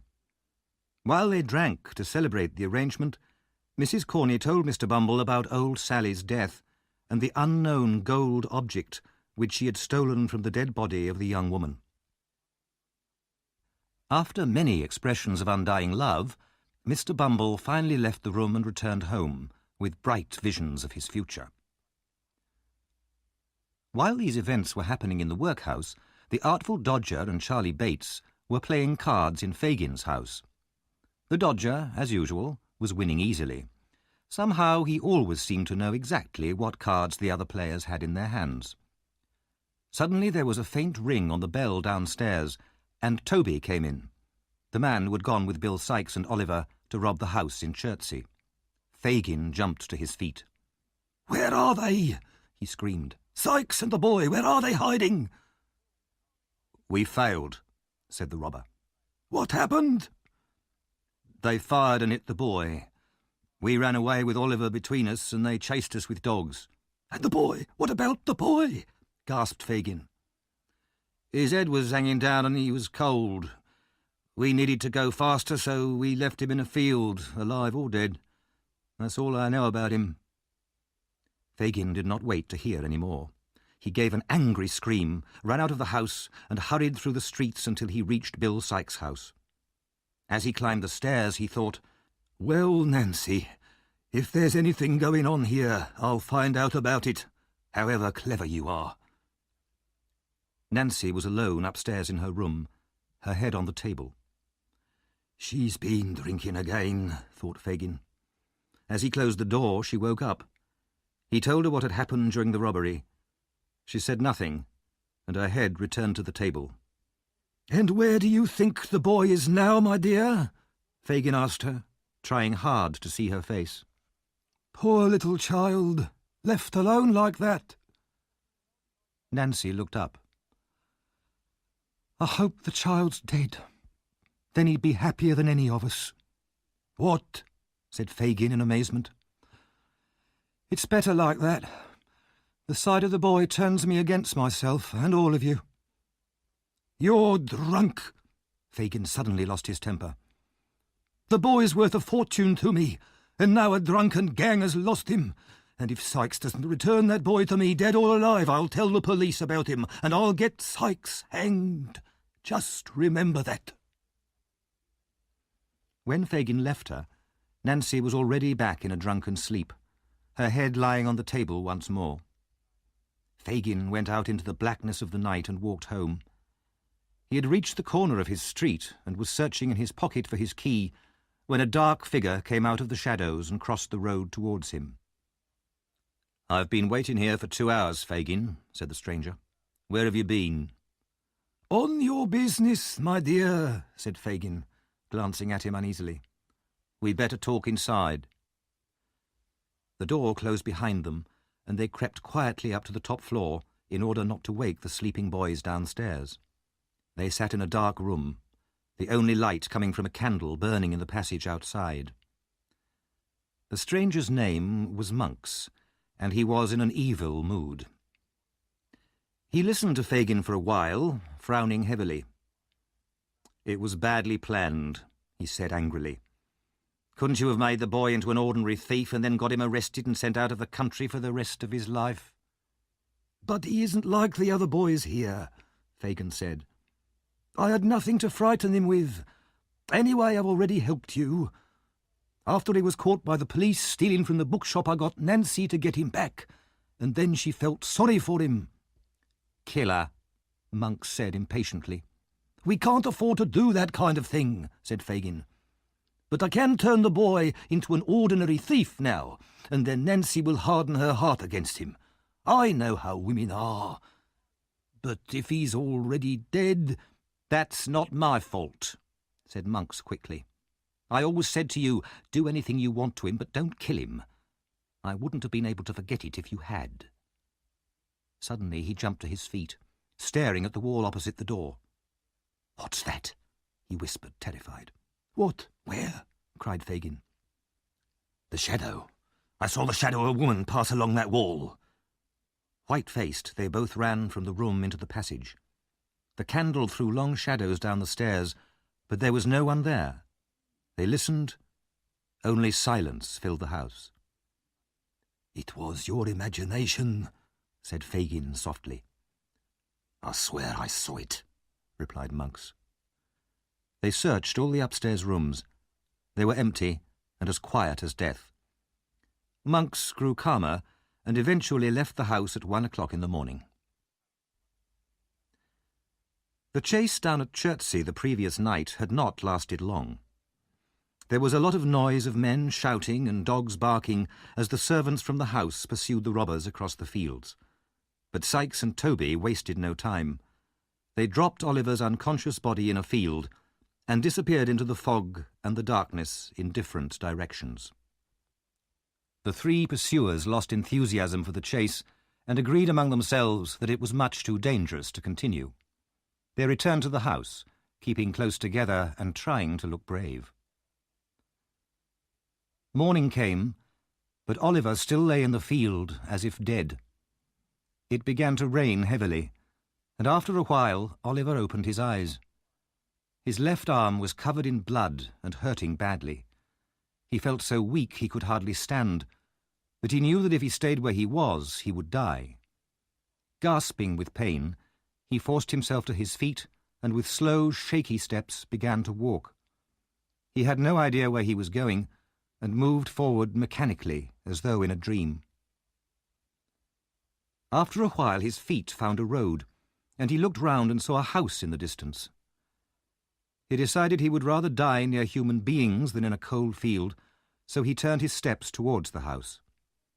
As he came nearer, he realized that the house was familiar, and he felt faint with terror. But where else could he go? With a last effort, he crawled up the path and knocked on the door, then fell exhausted on the step. It was now mid-morning. Inside the house, the men servants were still describing the night's adventures to the cook and the servant girl, who gasped with appreciative horror at every exciting moment. They were all enjoying themselves very much, when there came a knock at the door. Pale with fright, they all stared at each other. Nobody was keen to answer the knock, so eventually they all went, including the dogs. Very cautiously they opened the door and saw nothing more alarming than poor Oliver curled up in a sad little heap on the step. Then one of the men gave a shout, seized the boy by a leg and pulled him into the hall. "Here he is," he cried excitedly. "Here's the thief. I shot him last night." A young lady appeared at the top of the stairs. "What's going on here? Quiet, please. Is this poor boy very hurt?" "Very," said the servant, proudly. "Then one of you go to town as fast as you can and fetch a policeman and Dr. Losberne. The rest of you help to carry the boy upstairs and put him to bed. Treat him kindly, I beg you."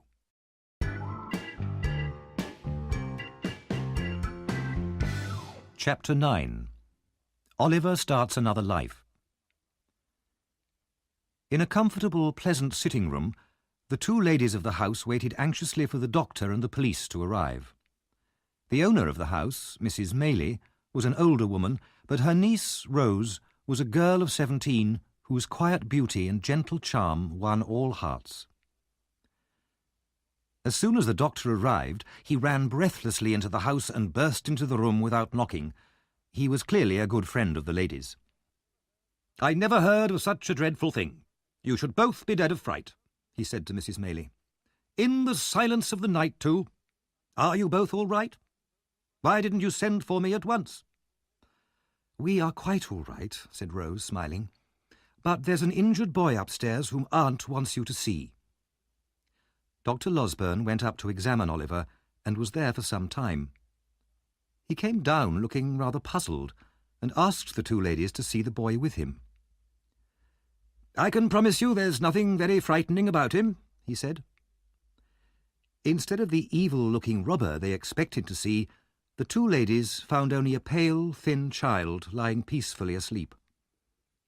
He looked so innocent that Mrs. Maylie said, "This child could never have been in a gang of robbers." "It certainly seems strange," agreed the doctor, "but wickedness can hide behind the most gentle face, you know." "But he's so young, too," cried Rose. "Can you really believe this poor boy is a criminal? Oh, Dr. Losberne and my dear aunt, I beg you both to have pity on him." Mrs. Maylie did not need persuading, and the doctor could not resist Rose's tears. He had, in fact, an extremely kind heart, which he tried to hide behind a quick, fierce manner, though this usually deceived no one. "Well, what's to be done, then?" he said quickly. "We'll have the police here at any moment, ready to take the boy away and throw him into prison." Rose begged him to think of a plan, and the doctor thought hard for a few minutes, frowning fiercely. At last he said, "I've got it," and rubbed his hands together in satisfaction. A little later, Oliver woke up and was very anxious to tell his story, although he had lost a lot of blood and was very weak. When the doctor and the ladies had heard all about his sad life, they were quite sure that they wanted to save Oliver from any unfair punishment. So Dr. Losberne went down to the kitchen to talk to the 3 servants who had surprised Sikes and Oliver during the robbery. The doctor folded his arms and gave the men a long, hard stare. "Tell me," he began, "can you be absolutely sure that the boy upstairs is the same one that was in the house last night? Well?" The doctor, usually such a friendly man, seemed so angry that the servants stared at him open-mouthed. The doctor gave them no time to think and went on fiercely, "3 men see a boy for about a second in the dark in the middle of a lot of smoke and noise. A boy comes to the same house the next day, and because one arm is injured, they think he must be the robber. Are you going to swear that this is the same boy? Well, what do you say?" he finished impatiently. The servants looked at each other in great confusion. Suddenly there was a ring at the gate. The police officers had finally arrived. Dr. Losberne gave orders that plenty of beer should be served before the officers went up to see Oliver. He also made sure that the servants had a generous amount of beer too. When the officers were finally allowed to see Oliver, Dr. Losberne said, "This is a boy who was shot this morning while walking on a farmer's property where he shouldn't have been. The servants saw him and immediately thought he must be the same boy from last night. But now they say they're sure it's not the same boy."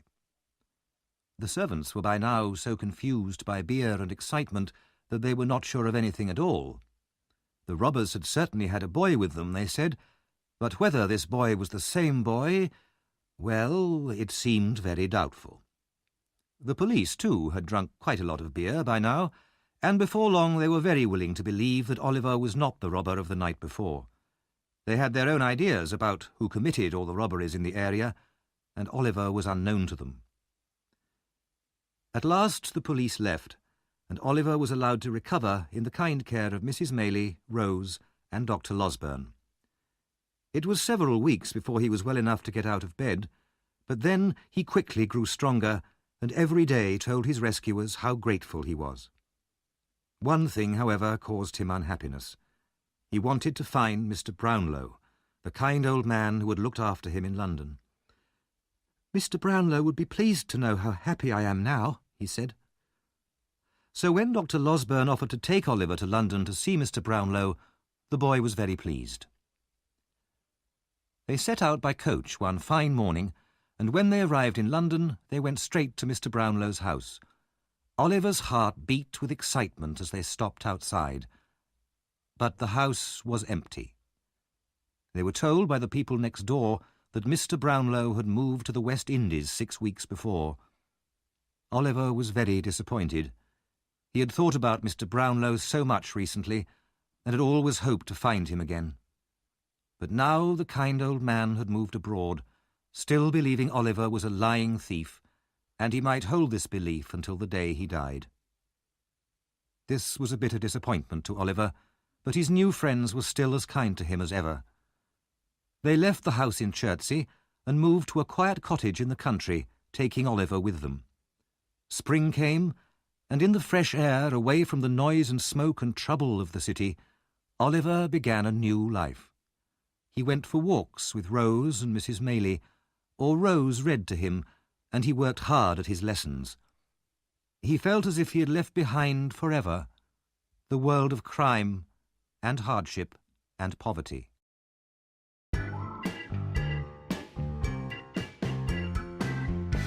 Chapter 10. Life in the Country. The weeks slipped contentedly past, and spring turned into summer. Oliver was now a strong and healthy boy, and very fond of Rose and Mrs. Maylie, as they were of him. One hot summer evening, after a walk in the country, Rose became very weak and pale, and confessed she felt ill.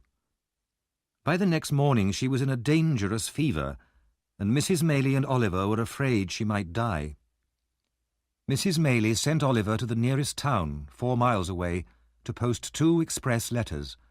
One was to Dr. Losburn in Chertsey, the other to Harry Maylie, Mrs. Maylie's son.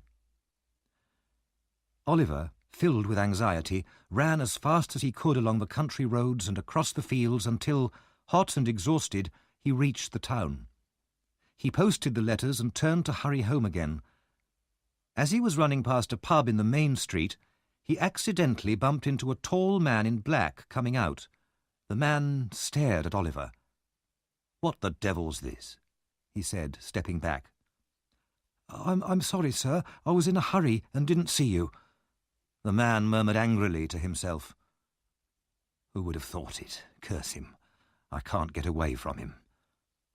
I'm sorry, sir," repeated Oliver, frightened by the man's wild, staring eyes. "The devil break your bones," the man said through his teeth. "What are you doing here?" He raised his hand and started towards Oliver with a mad look in his eyes, but fell violently to the ground, shaking and gasping in a fit. People hurried up and helped the man into the pub, while Oliver, thinking that the man was mad, ran quickly home. Mrs. Maylie and Oliver passed a sleepless night, and Rose grew steadily worse as the fever burned in her. Oliver said every prayer he had ever learnt 10 times over. Late the next day, Dr. Losburn and Harry Maylie arrived, and the house was full of worried faces and anxious whispers. But the danger passed, and by the next night Dr. Losburn was able to announce that though seriously ill, Rose would not die. Oliver cried for joy.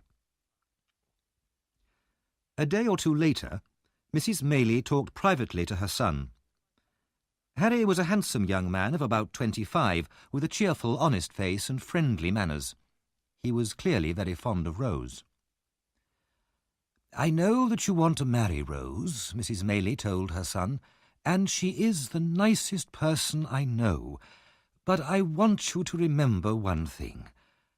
Her birth." "Mother, that means nothing to me," said the young man. "I love her." "I know you do, Harry, but she herself is well aware of her doubtful birth, and this might affect her answer if you ask her to marry you. I know you have ambitions to enter politics. If you marry a woman with a stain on her name, even though it's not her fault, it might spoil your chances of success in life. Society is cruel, Harry.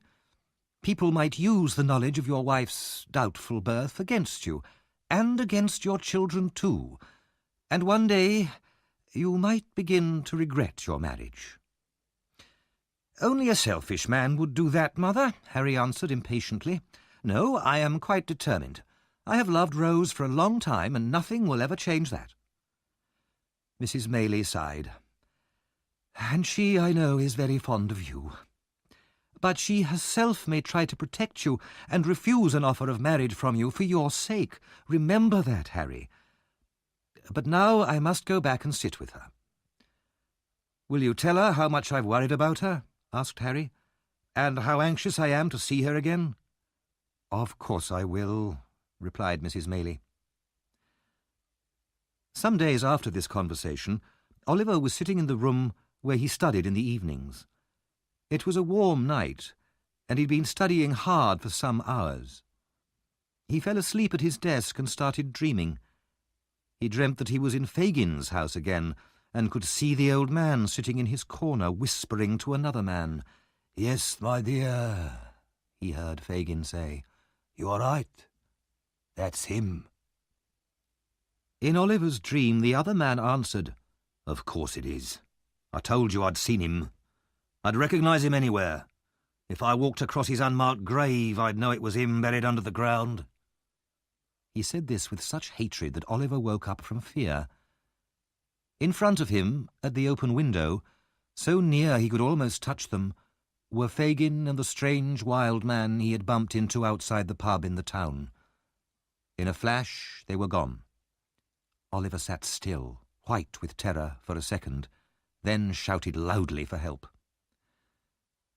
Harry and Dr. Losburn came running, and hearing what had happened, they rushed outside into the night and searched the garden and the fields around. There was no sign of anybody. "It must have been a bad dream, Oliver," said Harry, breathless after running through the fields. He had heard all about Oliver's past from his mother. "No," replied Oliver, still frightened. "I saw them both as plainly as I see you now."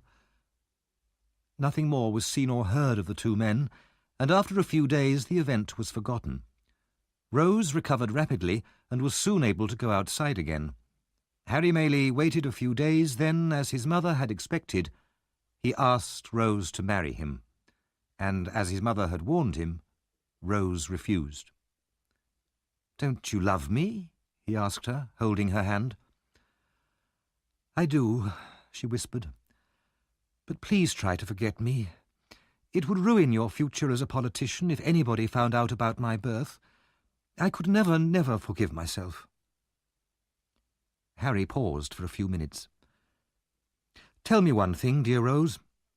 Could you have accepted if your past had been different? Or if I'd been poor and friendless with no hope of riches or success?" "I could," answered Rose, covering her face to hide her tears. "But as you are, I can never be more than a friend to you." "I shall ask you once more," said Harry softly. "In a year's time, or less, I shall ask you to change your mind." The girl shook her head and smiled sadly. "No, it will be useless." Harry left the next day, having asked Oliver to write to him secretly with news of his mother and Rose. From an upstairs window, Rose watched him leave with tears in her eyes. Mr. Bumble was now a married man, and not a happy one. He was no longer a beadle, but the manager of the workhouse, and his wife, formerly Mrs. Corney, scolded and argued with him day and night. One evening, after a particularly violent fight, when she threw things at him and chased him out of the house, he went for a walk alone through the town. He felt very sorry for himself, and finally went into a pub to find comfort in gin and water. A tall, dark man, sitting in the corner, watched Mr. Bumble while he drank. The stranger's clothes were dusty and muddy, as if he had travelled a long way. Mr. Bumble began to feel uncomfortable at the man's hard stare, and tried to avoid meeting his eyes. "I've seen you before," the stranger said eventually. "You were the beadle here." "I was, but I don't recognise you." "It doesn't matter. I came here to look for you, and I'm lucky to have found you. I'd like some information." He pushed a couple of coins across the table. "What information?" asked Mr. Bumble suspiciously, slipping the coins into his pocket. "About a workhouse birth. A boy called Oliver Twist." "Young Twist. I remember him. He was a dreadful—" "It's not him I want to talk about," interrupted the stranger. "I've heard enough of him. It's the old woman who was the nurse for his mother. Where is she?" "Oh, she died last winter," said Mr. Bumble. Then he remembered that his wife had been there when old Sally had died, and he realised that this information might be worth something. He told the man that one woman had been with the nurse when she died and had heard some secret from her. "Where can I find this woman?" the stranger asked quickly, showing in his pale face how important this was to him. "I can bring her to meet you tomorrow," said Mr. Bumble. "All right. Down by the river at 9 in the evening." The man wrote the address on a piece of paper. "And your name?" asked Mr. Bumble. "Monks," replied the stranger. "But you don't need to remember it." Then he quickly left the pub. The next evening was dark and cloudy. A storm threatened, and already the first drops of rain were falling. Mr. and Mrs. Bumble walked up the main street of the town, then turned towards a group of ruined old houses next to the river. Mr. Bumble went first, carrying a dim light, and his wife followed closely behind. At the oldest and most ruined building, they stopped, and Mr. Bumble took out his piece of paper. The first distant crash of thunder shook the air, and the rain began to pour down heavily. Then they heard Monks, calling out of an upstairs window. "Is that the man?" Mrs. Bumble asked her husband. "Yes." "Then be careful to say as little as you can. Don't tell him I'm your wife." Monks opened a small door, saying impatiently, "Come in, don't keep me waiting." Mr. Bumble was only brave when dealing with poor, helpless people. He felt very uneasy about entering this dark building with an ill-tempered stranger. However, he was equally afraid of his wife. Nervously, he followed her through the door. Inside, Monks stared at Mrs. Bumble for some time. "So this is the woman, is it?" "Yes," replied Mr. Bumble cautiously. As they walked upstairs, there was a bright flash of lightning outside, followed by loud thunder. They sat down at the table, and Monks started immediately. "So you were present when the old woman died, is that right? And she told you something?" He stared at Mrs. Bumble again. "Yes," said Mrs. Bumble. "Something about the mother of Oliver Twist, but first, how much will you pay me for the information?" "If it's what I want to hear, £25, said Monks. "But it's a lot of money for something which has been lying dead for 12 years. Reluctantly, he pushed the money across the table towards her, then bent forward to listen. The faces of the three nearly touched, as the two men leant over the table to hear what the woman had to say, and the woman leant over towards them so that they could hear her whisper. In the dim lamplight their faces looked pale and ghostly. "The old woman, who was the nurse, died with only me in the room," said Mrs. Bumble. "No one else was there?" asked Monks fiercely. "No one." "Good," said Monks. "Go on." "She spoke about a young woman who had given birth in the same bed some years before. The child was Oliver Twist, and this nurse had robbed the child's mother." "Robbed in life?" asked Monks. "In death. She stole from the body when it was hardly cold, but the old woman fell back and died before she could tell me more." "It's a lie," shouted Monks furiously. "You know more. I'll kill you both if you don't tell me what else she said." "She said no more," repeated Mrs. Bumble calmly, showing, unlike Mr. Bumble, no fear of the strange man's violence. "But in her hand I found a piece of dirty paper." "Which contained?" "Nothing. It was only a receipt from a pawnbroker. I went to the pawnbroker and got back a little gold locket.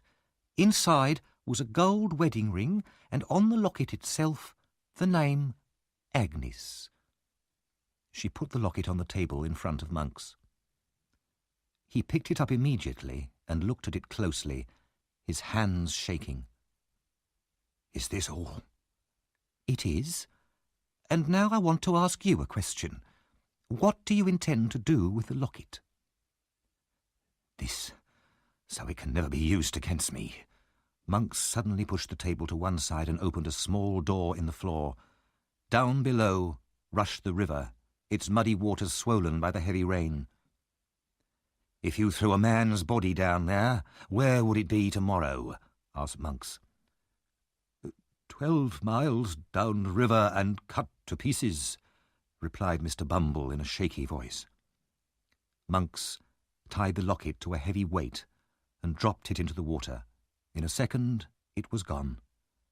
The three of them looked into each other's faces and seemed to breathe more freely. "Now we have nothing more to say," said Monks, with a threatening look at Mr. Bumble. "And nothing to say to anyone else either. Do you understand?" "Certainly," said Mr. Bumble very politely. He moved away from the strange man, anxious to leave quickly. At the door to the street, Monks turned again to Mr. Bumble. "And if we ever meet again, we don't know each other. Do you understand that as well?" "Perfectly," said the relieved Mr. Bumble, moving away into the rain and pulling his wife with him.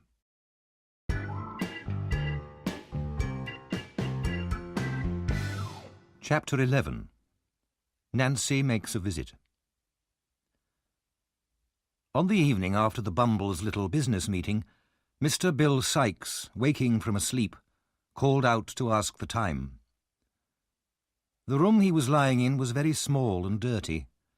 It was a different room from the one he had occupied before the Chertsey expedition, but it was in the same poor part of London. There were so few possessions or comforts in the room that it was clear Mr. Sikes had met hard times. He himself was thin and pale from illness, and was lying on the bed, wrapped in an old coat. The white dog lay on the floor next to him. Seated by the window was Nancy, repairing Sikes' old jacket. She too was thin and pale. At Sikes' voice, she raised her head from her work. "Not long past 7, she said. "How do you feel now, Bill?" "As weak as water. Help me get up, will you?" As Nancy helped him out of bed, Sikes swore and cursed at her clumsiness. Illness had not improved his temper. "You wouldn't speak like that if you knew how kindly I'd nursed you these last few days," said Nancy. "So many nights I've looked after you." She sat down in a chair, exhausted. "Get up," shouted Sikes. "What's wrong with you?" But Nancy was unable to get up. Her head fell back against the chair and she fainted. Sikes swore and cursed again, but Nancy remained unconscious. "What's the matter here?" asked a voice from the door, and Fagin, followed by the Artful Dodger and Charlie Bates, entered the room. When they saw Nancy, they hurried to help her. Charlie rubbed her hands, and the Dodger gave her a drink from the bottle he carried. Gradually, Nancy recovered her senses. Sikes then turned to Fagin. "What are you here for?" he asked roughly. "You haven't been here for weeks, all the time I was ill. I haven't 2 coins to rub together. Why didn't you help me? You treat me worse than a dog." "Don't be bad-tempered, my dear," said Fagin calmly. "I haven't forgotten you, Bill." "Well, what about some money, then? I've done enough work for you recently. What about some money?" "I haven't a single coin with me, my dear," said Fagin. "Then go and get some. You've got lots at home." "No, I don't trust you." "Nancy can go back with you to your house and fetch some money. I'll stay here and sleep." After a good deal of arguing, Fagin managed to reduce the amount Sikes was demanding from £5 to £3. He went back to his house with Nancy and the boys. When they were inside, Fagin told the girl, "I'll just go upstairs and fetch the cash for Bill, my dear. There's little money in this business, Nancy, little money and no thanks, but I'm fond of seeing the young people around me." Suddenly there was a man's voice at the front door. As soon as Nancy heard it, she sat up in her chair. "That's the man I was expecting earlier," said Fagin. "Don't worry, he'll only be 10 minutes. The man entered the room. It was Monks. When he saw Nancy, he moved back, as if he had expected no one but Fagin. "It's all right, only one of my young people," Fagin said to him. "Did you see him?" "Yes," answered Monks. "Any news?" "Good news," said Monks with a smile. "Let me have a word with you." He and Fagin went upstairs to talk privately. As soon as they had left the room, Nancy took off her shoes and crept silently up the stairs to listen in the passage, as she had done once before. She was gone for a quarter of an hour. Then, like a ghost, she reappeared in the downstairs room and sat down. Immediately afterwards, the 2 men descended the stairs. "How pale you are, Nancy," said Fagin, once Monks had left the house. "What have you been doing to yourself?" "Nothing, except waiting here for you too long," she answered, turning her face away from him. "Now, where's the money for Bill?" With a sigh for every piece of money, Fagin put the agreed amount into her hand. When Nancy was out in the street again, she sat down on a doorstep and for a few minutes seemed unable to move. Then she started running wildly through the streets, and when she was exhausted she stopped and burst into tears. This strange mood seemed to leave her then, and she turned and hurried back to Sykes' house.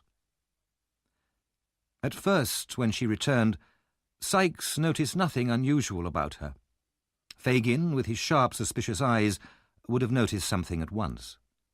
But as night came, the girl's nervous excitement increased, and even Sykes was alarmed by the paleness in her cheeks and the fire in her eye. He lay in bed, drinking hot gin and water and staring at her. "You look like a corpse that's come back to life again. What's the matter with you tonight?" "Nothing. Why are you staring at me so hard?" "Either you've caught the fever yourself or... No, you're not going to... You wouldn't do that." "Do what?" asked the girl. "There's not a girl alive as loyal as you. If you weren't, I'd have cut your throat months ago. No, you must have the fever coming on, that's it. Now, give me some of my medicine." Nancy quickly poured out his medicine with her back to him. He took it, and after turning restlessly for some time, he eventually fell into a deep, heavy sleep. "The drug's taken effect at last," Nancy said to herself as she rose from her position beside the bed. "I hope I'm not too late." Quickly, she put on her coat and hat, looking round fearfully as if she expected at any moment to feel Sykes' heavy hand on her shoulder. She kissed the robber's lips softly, then ran from the house without a sound. She hurried in the direction of West London, pushing past people on the pavement and running across crowded streets without looking. "The woman is mad," said the people, turning to look at her as she rushed past them. She came to a wealthier part of the town, where the streets were quieter, and before long she had reached her destination. It was a family hotel in a quiet street near Hyde Park. The clock struck 11 as she entered. The man at the desk looked at her and asked, "What do you want here?" "I want to see Miss Maylie." The man looked at the young woman with strong disapproval. "She won't want to see someone like you. Come on, get out." "Let me see her, or two of you will have to throw me out," said Nancy violently. The man looked at her again and decided it would be easier to do as she asked. He led her upstairs to Rose's room. Nancy entered with a brave face, but with fear in her heart. "Please sit down and tell me why you wish to see me," said Rose Maylie, looking with some surprise at this poor, rough girl from the streets. Rose's manner was so kind and sincere, and so unexpected, that Nancy burst into tears.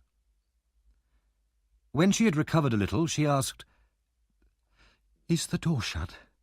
"Yes," answered Rose a little nervously. "But why?" "Because I am about to put my life and the lives of others in your hands. I am the girl that kidnapped little Oliver and took him back to old Fagin's house on the night Oliver was going to the bookseller." "You?" said Rose. "Yes, it was me. I am that wicked creature you have heard about. I've no friends except thieves and robbers.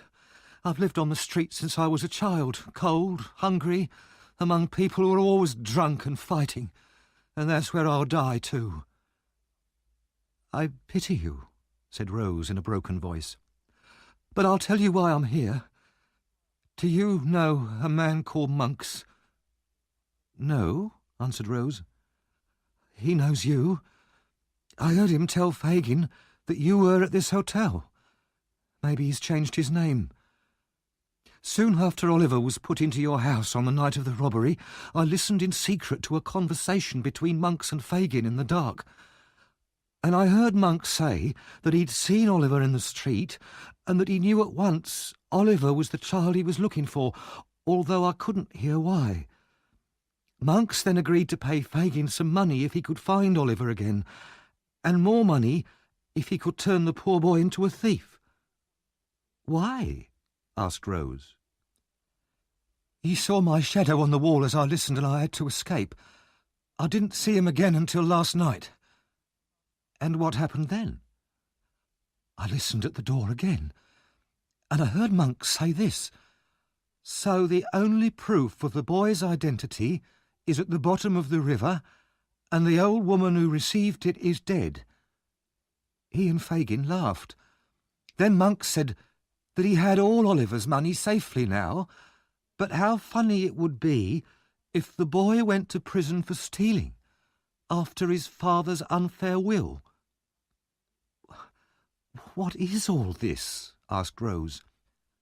"It's the truth, lady. Then Monks said he couldn't have Oliver killed because suspicion would point to himself, but he'd try for the rest of his life to harm the boy if he could. Then Monks laughed again about the money Oliver should have got from his father's will. 'My young brother, Oliver, will never see that money,' he said." "His brother?" exclaimed Rose. "Those were his words," said Nancy, looking round uneasily, as if she still expected to see Sikes. "And then he talked about how amazed you would be if you knew who Oliver really was." "And this man was serious?" "His voice was full of anger and hatred. I know many people who do worse things, but I'd rather listen to all of them than to this man Monks. But I must get back now, or people will wonder where I've been." "Back? How can you go back to such a life?" asked Rose. "You've told me all this. Now I can help you by letting you stay somewhere safe." "No. Perhaps it's hard for you to believe, but there's one man, the most dangerous of them all, that I can never leave. You're the first person who's ever spoken to me so kindly, but it's too late." "It's never too late." "It is," cried the girl. "I can't leave him now. And if I tell anyone about this man, he'll die." "But how can I find you again when we want to investigate this mystery further?"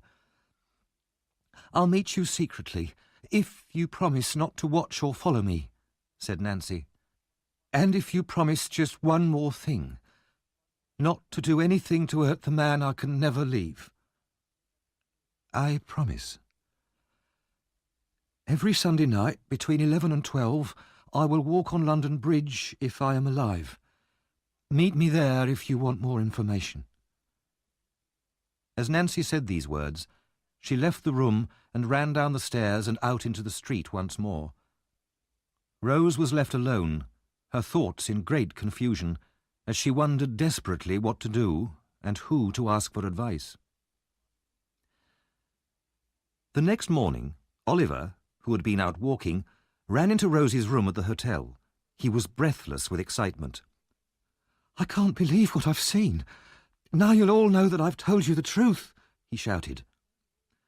"I know you've always told us the truth, but what are you talking about?" asked Rose. "I've seen Mr. Brownlow, the kind man who was so good to me." "Where?" "Going into a house," said Oliver, crying with joy. "I've got the address here." "Quick," said Rose, "call a coach. I'll take you there immediately." The idea came to Rose that perhaps Mr. Brownlow would advise her. She had been afraid to tell Nancy's story to Dr. Losberne, since the good doctor was very excitable and often acted with more enthusiasm than wisdom. In less than 5 minutes they were in the coach on their way to the address. Rose went in first to talk to Mr. Brownlow alone. She was taken into his study, and polite greetings were exchanged. When they were seated again, Rose said, "This will surprise you very much, but you were once very kind to a dear friend of mine, and I'm sure you will be interested to hear news of him." "Really? May I ask you his name?" "Oliver Twist." Mr. Brownlow said nothing for a few seconds, but simply stared at Rose. Finally he moved his chair nearer to her and said with great feeling, "I once thought that he was a liar and a thief. If you have evidence to show me I was wrong, please tell me at once." "I know him to be a child with a warm heart," said Rose, "and despite the hardships of his life, he's a better person than almost anyone I know." "I looked for him everywhere," said Mr. Brownlow, "but I could never find him. I could never quite believe that he really did intend to rob me." Rose told him everything that had happened to Oliver since then. She finished by saying, "And his only sorrow for some months has been that he could not find you, his former friend." "Thank God," said Mr. Brownlow. "This is great happiness to me. Great happiness. But why haven't you brought him with you, Miss Maylie?" "He's waiting in a coach at the door," replied Rose. Mr. Brownlow hurried out of the room, down the stairs, and into the coach without another word. In a minute he had returned with Oliver. "How well he looks," he said. "New clothes, the same sweet face, but not so pale. The same eyes, but not so sad." They talked with great joy for some time. Then Mr. Brownlow sent for Mrs. Bedwin, the old housekeeper. She came in quietly and waited for her orders. "You get blinder every day," said Mr. Brownlow impatiently. "People's eyes at my time of life don't improve with age," replied the old lady. "Then put on your glasses." As she searched for them in her pocket, Oliver could not wait any longer and ran into her arms. "Dear God," she said, "it's my innocent boy." "My dear old nurse," cried Oliver. "I knew he would come back," said the old lady, holding him in her arms. "How well he's dressed, how well he looks again."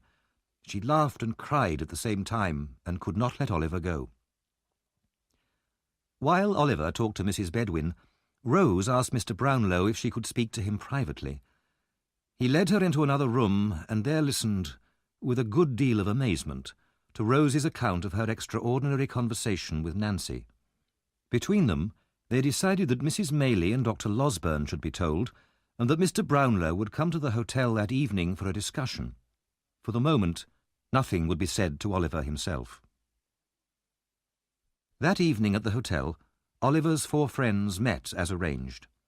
Dr. Losberne, of course, was full of immediate plans to rush round London, arresting all the gang and hanging them at once. Mr. Brownlow, fortunately, was able to persuade him to abandon this wild idea. "Then what's to be done?" cried the doctor impatiently. "First," said Mr. Brownlow calmly, "we must discover who Oliver's parents were. Then, if this girl's story is true, we must regain the inheritance that should have been his." Yes, yes," said the doctor, nodding in agreement. "But how shall we achieve these aims?" "We must find this man Monks," said Mr. Brownlow. "Nancy will not betray the man who is special to her, but she will surely agree to tell us how or where to find Monks. Then we must find a way to force Monks to talk. We must be both cautious and clever. After all, we have no proof against him, and if we cannot make him talk, this mystery will never be solved. But we'll have to wait 5 days until Sunday before we can meet Nancy on London Bridge. Until then, we can do nothing."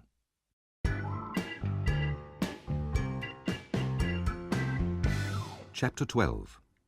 Nancy keeps an appointment. On exactly the same night as Nancy had met Rose Maylie, 2 people from Oliver's hometown were making their way towards London. Their progress was slow, since they travelled on foot, and in addition the girl was carrying a heavy bag on her back. The young man carried nothing. From time to time he turned to shout at the girl behind him. "Hurry up! What a lazy creature you are, Charlotte! I'll come and give you a kick if you don't move faster." The young man was Noah Claypole, who had made Oliver's life so miserable at Mr. Sowerberry's house. He was now taller and uglier, but otherwise little changed. He and Charlotte had grown tired of the undertaking business and had set off to London to start a new life, with all the money from Mr. Sowerberry's shop in their pockets. Eventually they entered London, and Noah began to look for a quiet, cheap pub where they could spend the night. Charlotte followed obediently at his heels as they walked through a district of narrow, dirty streets. At last Noah found a pub that he thought was suitable. It was dark and dirty, with a few rough-looking men in the bar. They entered and asked for a room for the night and a meal of cold meat and beer, which they ate in the bar. The beer made Noah talkative, and he began to boast. So it's no more coffins for us, my girl. We can do better than just robbing Mr. Sowerberry. In London, there are pockets, houses, coaches, even banks. I like the sound of it, Noah, but how are we going to do all this? Asked Charlotte. We can meet people who know about these things. I'd like to be the leader of some gang if there's a good profit to be made in that kind of work. Noah felt very pleased with himself and looked forward to an easy life of crime in the capital. They talked about their plans for a few minutes. Then a stranger, who had been sitting unseen round the corner, came up to them. The stranger was Fagin. He greeted them in a very friendly and cheerful way, sat down with them, and immediately ordered more beer for Noah. "That's good beer," said Noah, already a little drunk. He thanked the stranger for the drink. "Expensive too," said Fagin. "If you drink that every day, my dear, you'll need to empty pockets, houses, coaches, even banks." When he heard his own words repeated, Noah went pale with terror. The stranger must have heard everything, even how they had robbed Mr. Sowerberry. "Don't worry," laughed Fagin, pulling his chair closer. "You're lucky it was only me who heard you." "I didn't take it," said Noah quickly. "It was the woman who did it." "It doesn't matter who did it, my dear," replied Fagin, looking quickly at Charlotte, "because I'm in that business myself, and the people in my house as well. I can introduce you to the right people if you're interested. You both look like good workers." Charlotte and Noah felt a mixture of fear and pleasure. "What would you want me to do?" asked Noah. "Something light, if possible," he added. "What about spying on people?" asked Fagin. "Or robbing young children who are going shopping for their mothers? That's light work and easy." Noah laughed. "That sounds like just the thing for me. And what will I earn for this work?" "You can live free in my house and give me half of what you earn." After further discussion, and the transfer of Mr. Sowerberry's money from Noah's pocket to Fagin's, agreement was reached. The next day, Noah and Charlotte went to live in Fagin's house and began to be instructed in their new profession. Although training and experience had made Nancy an expert liar, she could not completely hide the fear in her mind. She knew she had taken an enormous risk in going to see Rose Maylie. If Fagin or Sykes ever found out. But she pushed these fears away. She was determined to keep her promise to Rose Maylie and meet her as arranged. On the first Sunday night after her meeting with Rose, she was in Sykes' room when the clock struck 11. Fagin was there too, discussing some business with Sykes. Nancy stood up and put on her coat. Sykes watched her, surprised. "Nancy, where are you going at this time of night?" "Not far." "What kind of answer is that? Where are you going?" "I don't know," replied the girl. "Then I do. Nowhere. Sit down." "I'm not well. I want a breath of air." Sykes got up and locked the door. "Let me go," said the girl with great force. "Just for 1 hour. Let me go." Sykes seized her arms roughly. "The girl's gone mad." Nancy fought wildly, and Sykes had to hold her down in a chair. She continued to scream and fight until midnight when, exhausted and tearful, she stopped struggling. She went into another room and threw herself on a bed. "She's a strange girl," Sykes said to Fagin, shaking his head. "Why did she suddenly decide to go out tonight? I thought that after all these years I'd finally tamed her. She must be ill. Perhaps she's still got a bit of fever." "That must be it," said Fagin, nodding thoughtfully. As he walked home, Fagin's eyes were sharp with suspicion. He had suspected for a while that Nancy had become tired of Bill Sykes' brutality and violence, and that she had found a new friend to take his place. Her manner was different. She often left home alone, and she seemed less interested in the gang. And tonight, Her desperate impatience to go out at a particular hour. He was certain he was right. He began to make plans. First, he wanted to know who Nancy's new friend was.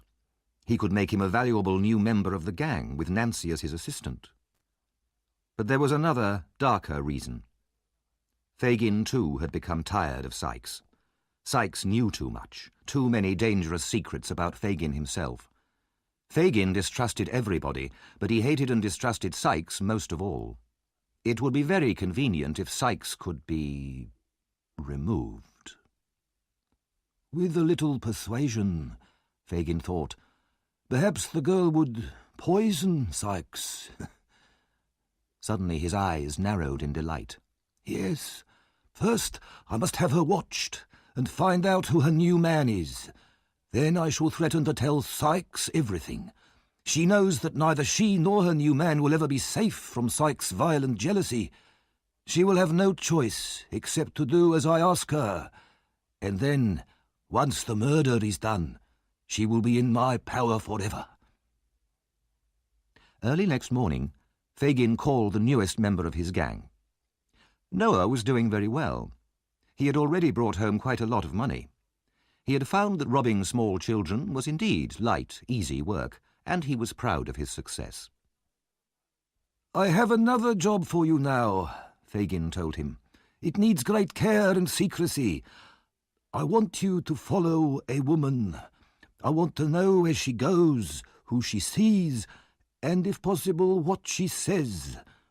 I will pay you £1 for this information. Noah's eyes were wide with greed. I'm the right man for this job. Who is she? One of us. What? You don't trust her, then? Exactly so, my dear. Exactly so, smiled Fagin. The following Sunday, soon after 11 o'clock, a woman walked quickly through the dark streets towards London Bridge. A mist hung over the river, and the buildings on the far bank could hardly be seen. A man followed some distance behind her, keeping to the darkest shadows. It was a cold, damp night, and there were very few people on the streets at this late hour. When the woman reached the centre of the bridge, she stopped and looked around anxiously. The man following her stopped too. The heavy bell of St. Paul's Cathedral rang out, announcing the death of another day. Just as it finished, a grey-haired man and a young woman got out of a coach and walked across the bridge. They met the woman, who took them down some steps leading to the river bank. They stood in deep shadow by the wall of the bridge. The man hurried down some other steps, crept up to the corner of the wall, and listened. Nancy spoke first. I'm so frightened tonight, I can hardly breathe. Frightened of what? Asked Mr. Brownlow. He seemed to pity her. I wish I knew. Horrible thoughts of death and blood have been with me all day. I don't know why. Speak to her kindly, said Rose to Mr. Brownlow. Poor girl. She seems to need it. I couldn't come last Sunday, continued the girl. I was kept in by force. But tonight he'll be out all night until daylight. Now, before I tell you anything else, I must tell you that I don't want Fagin or any of the other members of the gang to be handed to the police. Why not? Because I couldn't betray them. They've been loyal to me, and I'll stay loyal to them. Then just tell us how we can get Monks, and I promise none of your friends will be harmed, said Mr. Brownlow. And Monks will never know how you found out about him? She asked. We promise, said Rose gently. Nancy then told them, in so low a voice that the listener round the corner could hardly hear her, where Monks often went for a drink and what he looked like. She finished by saying, On his throat, high up, there is a bright red mark, asked Mr. Brownlow. Do you know him? Asked Nancy in surprise. I think I do, Mr. Brownlow murmured to himself. It must be him. Then more loudly he said to Nancy, Thank you for everything you've told us. But now, how can you go back to these people? Come with us now, tonight. We can arrange for you to be hidden from them all forever if you want us to. The girl shook her head. I'm chained to him, bad as they are. I've gone too far to change my life now. She looked nervously over her shoulder. I can feel those dreadful terrors again, visions of blood and death. I must go home. Mr. Brownlow and Rose could not persuade her to change her mind.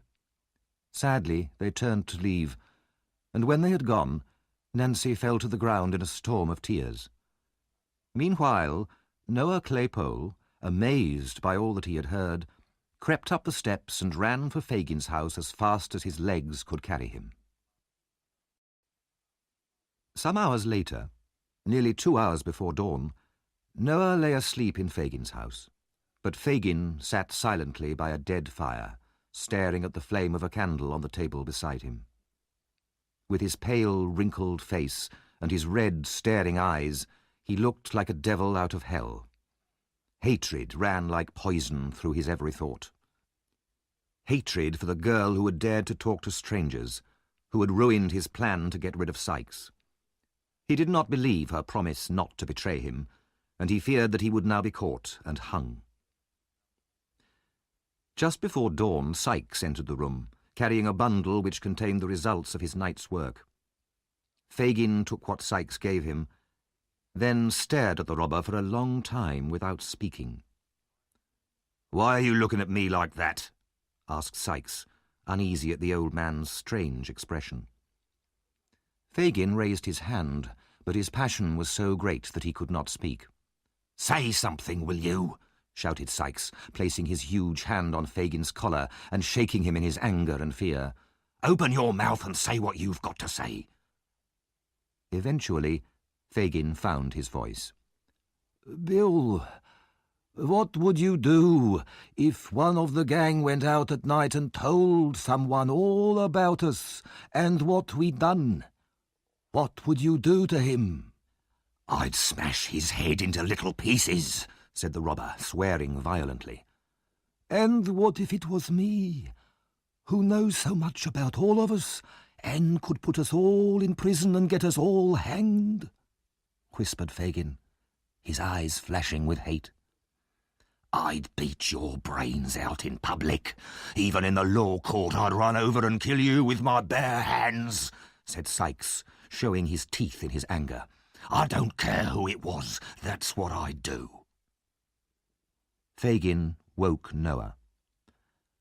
"Tell Bill what you told me, what you saw, what she did. Tell him." Noah rubbed the sleep from his eyes and told Sikes everything. His face white with passion, Sikes listened to the end, then, swearing furiously, he rushed from the room and down the stairs. "Bill," Fagin called after him, "you won't be too violent." Sikes made no reply, but pulling open the door, ran out into the silent streets. He did not turn his head to right or left, but looked straight in front of him with wild determination. He ran at great speed, his eyes on fire, his teeth tight together, and did not pause until he reached his own door. He ran up to his room, entered, and locked the door, put a table against it, then woke Nancy. "Bill," she said, pleased to see him. But when she saw his expression, the colour went out of her face. "What's the matter?" she said in alarm. "You know what?" Sikes took out his gun, but realizing even in his madness that a shot might be heard, he beat her twice across the face with it, as hard as he could. She fell, with a low cry of pain and terror, almost blinded by the blood that flowed from the cut on her forehead. The murderer staggered to a corner, seized a heavy stick, and struck her down.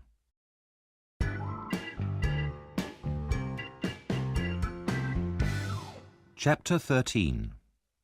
The End of the Gang. The sun burst upon the crowded city in all its brightness. It lit up every corner of London, the great houses of the rich and the miserable homes of the poor. It shone everywhere, even into the room where the murdered woman lay. The horror of that scene was even more dreadful in the clear morning light. Sikes sat there, unable to move, looking at the body. He had thrown the blood-covered stick into the fire, then washed himself and his clothes. He had cut out the bits of his clothes that were stained and burnt them too, but there were still bloodstains all over the floor. Even the dog's feet were bloody. Finally, he forced himself to leave the room, pulling the dog out with him and locking the door behind him. He walked rapidly north, towards Highgate, then on to Hampstead. On the open land of Hampstead Heath, away from people and houses, he found a place in a field where he could sleep without being disturbed. But before long, he was up again and running.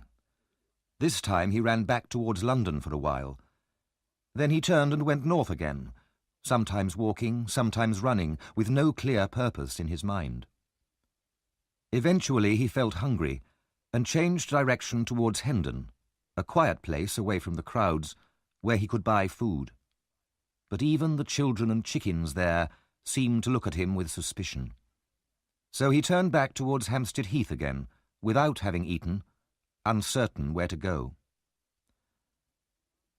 At last he turned north again, his dog still running at his heels, and set off to a village just outside London.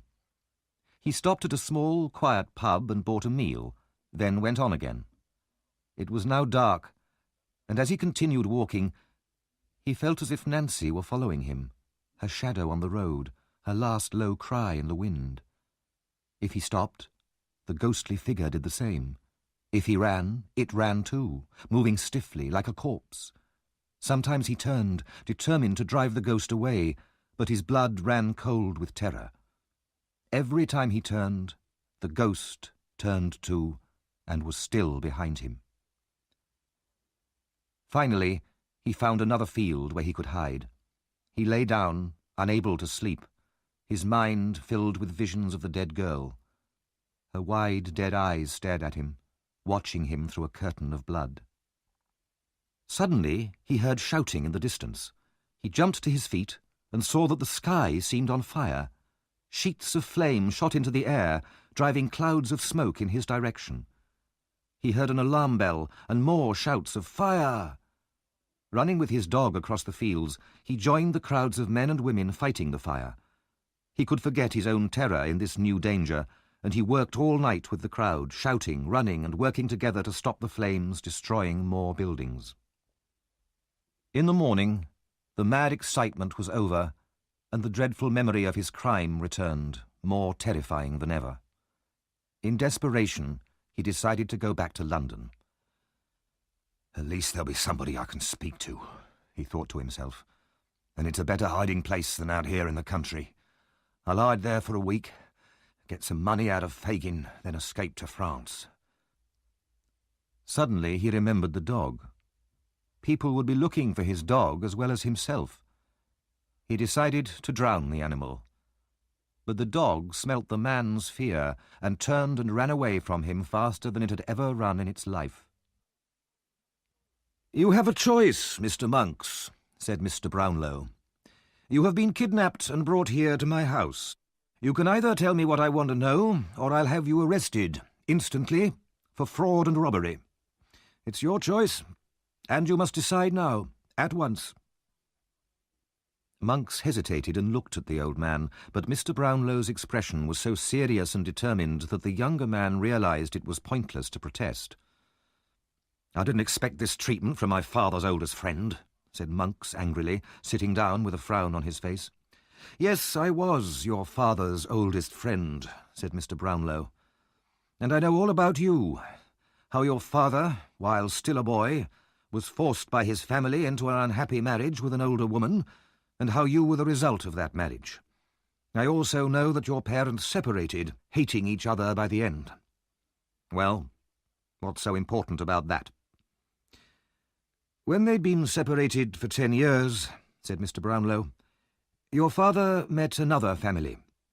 There were 2 daughters, one 19 years old and the other only 2 or 3. Your father became engaged to the older daughter. At this point, one of his rich relations died and left him a lot of money in his will. Your father had to travel to Italy to receive his inheritance, and while there, he became ill and died.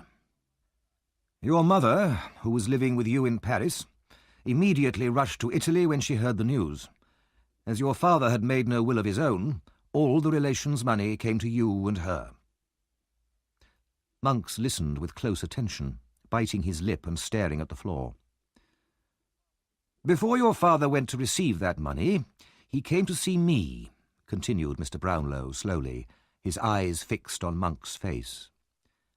I never heard that before, said Monks, looking up suddenly, a suspicious expression on his face. He left me a picture of the poor girl he wanted to marry. He talked wildly about shame and guilt, and how he would give part of the money he'd inherited to his wife and to you, and use the rest to escape from England with the girl he loved. He refused to tell me any more details. Monks breathed more easily, and even smiled. But, said Mr. Brownlow, pulling his chair nearer to the other man, by chance I was able to rescue your brother Oliver from a life of misery and— What? Cried Monks. Mr. Brownlow continued without a pause, and when he was recovering from his sickness here in my house, I noticed how similar he looked to the girl's face in the picture. But he was taken away before I could discover his history, as you know very well. You can't prove anything, said Monks. I can. I heard that you were in the West Indies. I went there to try and find you, to see if you knew anything about Oliver, but you'd already left. I returned to London, and was unable to find you until 2 hours ago. And now what? You can't prove that Oliver's my brother. Monks smiled unpleasantly. I couldn't before, said Mr. Brownlow, standing up, but now I can. There was a will, but your mother destroyed it. This will mentioned a child that would be born later. This was Oliver, the child you met later by accident. You noticed his resemblance to your father, and you became suspicious. You then went back to his birthplace, found proof of his birth and the fact that he's your half-brother, and destroyed that proof. Monks sat in silence, his eyes filled with fear. Yes, continued Mr. Brownlow fiercely, shadows on the wall have caught your whispers with Fagin and brought them to my ear. For the sake of that innocent child whom you wanted to destroy. And now murder has been done, and you are as guilty of that as if you had struck the blow yourself. No, no, said Monks quickly. I knew nothing of that, nothing at all. He was silent for a while, realizing how much was known about him. Hatred and fear fought inside him, but he was a coward at heart. At last, seeing no escape, he raised his head. I will admit everything in front of witnesses if necessary. Mr. Brownlow nodded coldly. I will prepare a document for you to sign. You must give Oliver what is really his, and then you can go where you please. At that moment, Dr. Losberne rushed into the room. The murderer will be taken tonight. His dog's been found. And Fagin? Asked Mr. Brownlow. They're sure of him. They may have him already. Mr. Brownlow turned back to Monks. Have you made up your mind? Yes, replied Monks. And you promise it'll remain a secret? No police or charges of fraud against me? Yes, said Mr. Brownlow. You have my promise. For now you must remain here, locked in this room. I will come for you tomorrow evening and take you to sign a confession in front of witnesses. Mr. Brownlow then left the room with the doctor, and they eagerly discussed the news of the hunt for the criminals. My blood boils with anger, said Mr. Brownlow. This poor murdered girl must be revenged. You stay here and guard Monks. I'll go out and get the latest news. The two men parted, each in a fever of excitement. Down by the River Thames was a district called Rotherhithe, one of the dirtiest and roughest places in London. The houses next to the river had no owners. They were broken down and ruined, but could be defended against attack. In an upper room of one of these houses were 3 members of Fagin's gang. "When was Fagin taken, then?" asked the man called Toby. 2 o'clock this afternoon. Charlie and I escaped up the chimney, but Noah was caught. Bet went to see Nancy, and when she saw the body, she started screaming and wouldn't stop. She's been taken to hospital." "What's happened to Charlie Bates?" "He'll come here when it's dark. It's too dangerous now." "We're in trouble," said Toby. "Fagin's going to hang, that's certain." "You should have seen him when he was caught," said another robber. "The police carried him through the crowd, while all the people jumped at him, screaming and trying to attack him." Suddenly, Sykes' dog ran into the room.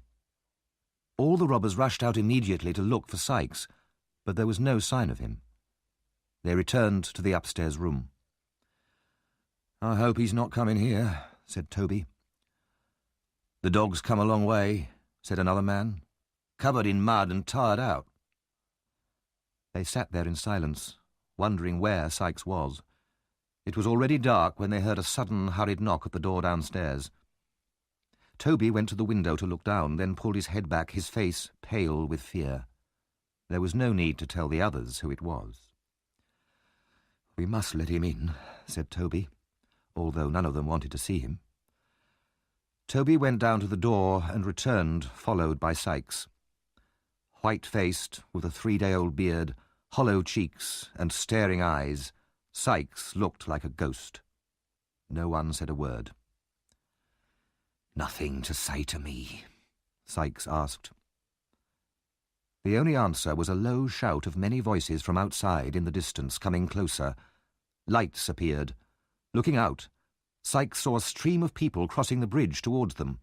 Then there was a loud knocking on the door and more shouts from the crowd. "The doors are made of metal and they're locked and chained," said Toby. The 3 robbers watched Sykes nervously, as if he were a wild animal. "Bring a ladder," shouted some of the crowd below. "Give me a rope, quick," Sykes said to the others. "I'll go the other way, climb down the back and escape over the river. Get me a rope, now, or I'll do 3 more murders." A minute later, Sykes appeared on the roof, and the shouts from the crowd below swelled to a great roar. Then the front door was smashed down and people streamed into the house. Sykes quickly tied the rope around the chimney, then began to tie the other end around himself, ready to lower himself to the ground behind the house. But just as he put the rope over his head, he screamed in terror and threw his arms above his head. He staggered back, slipped, and fell over the edge of the roof. As he fell, the rope tightened around his neck with a horrible jerk. In a second, the murderer was dead, and there he hung, his body swinging gently from side to side. The dog, which had followed its master onto the roof, jumped down towards the lifeless body, missed, and fell dead on the stones below.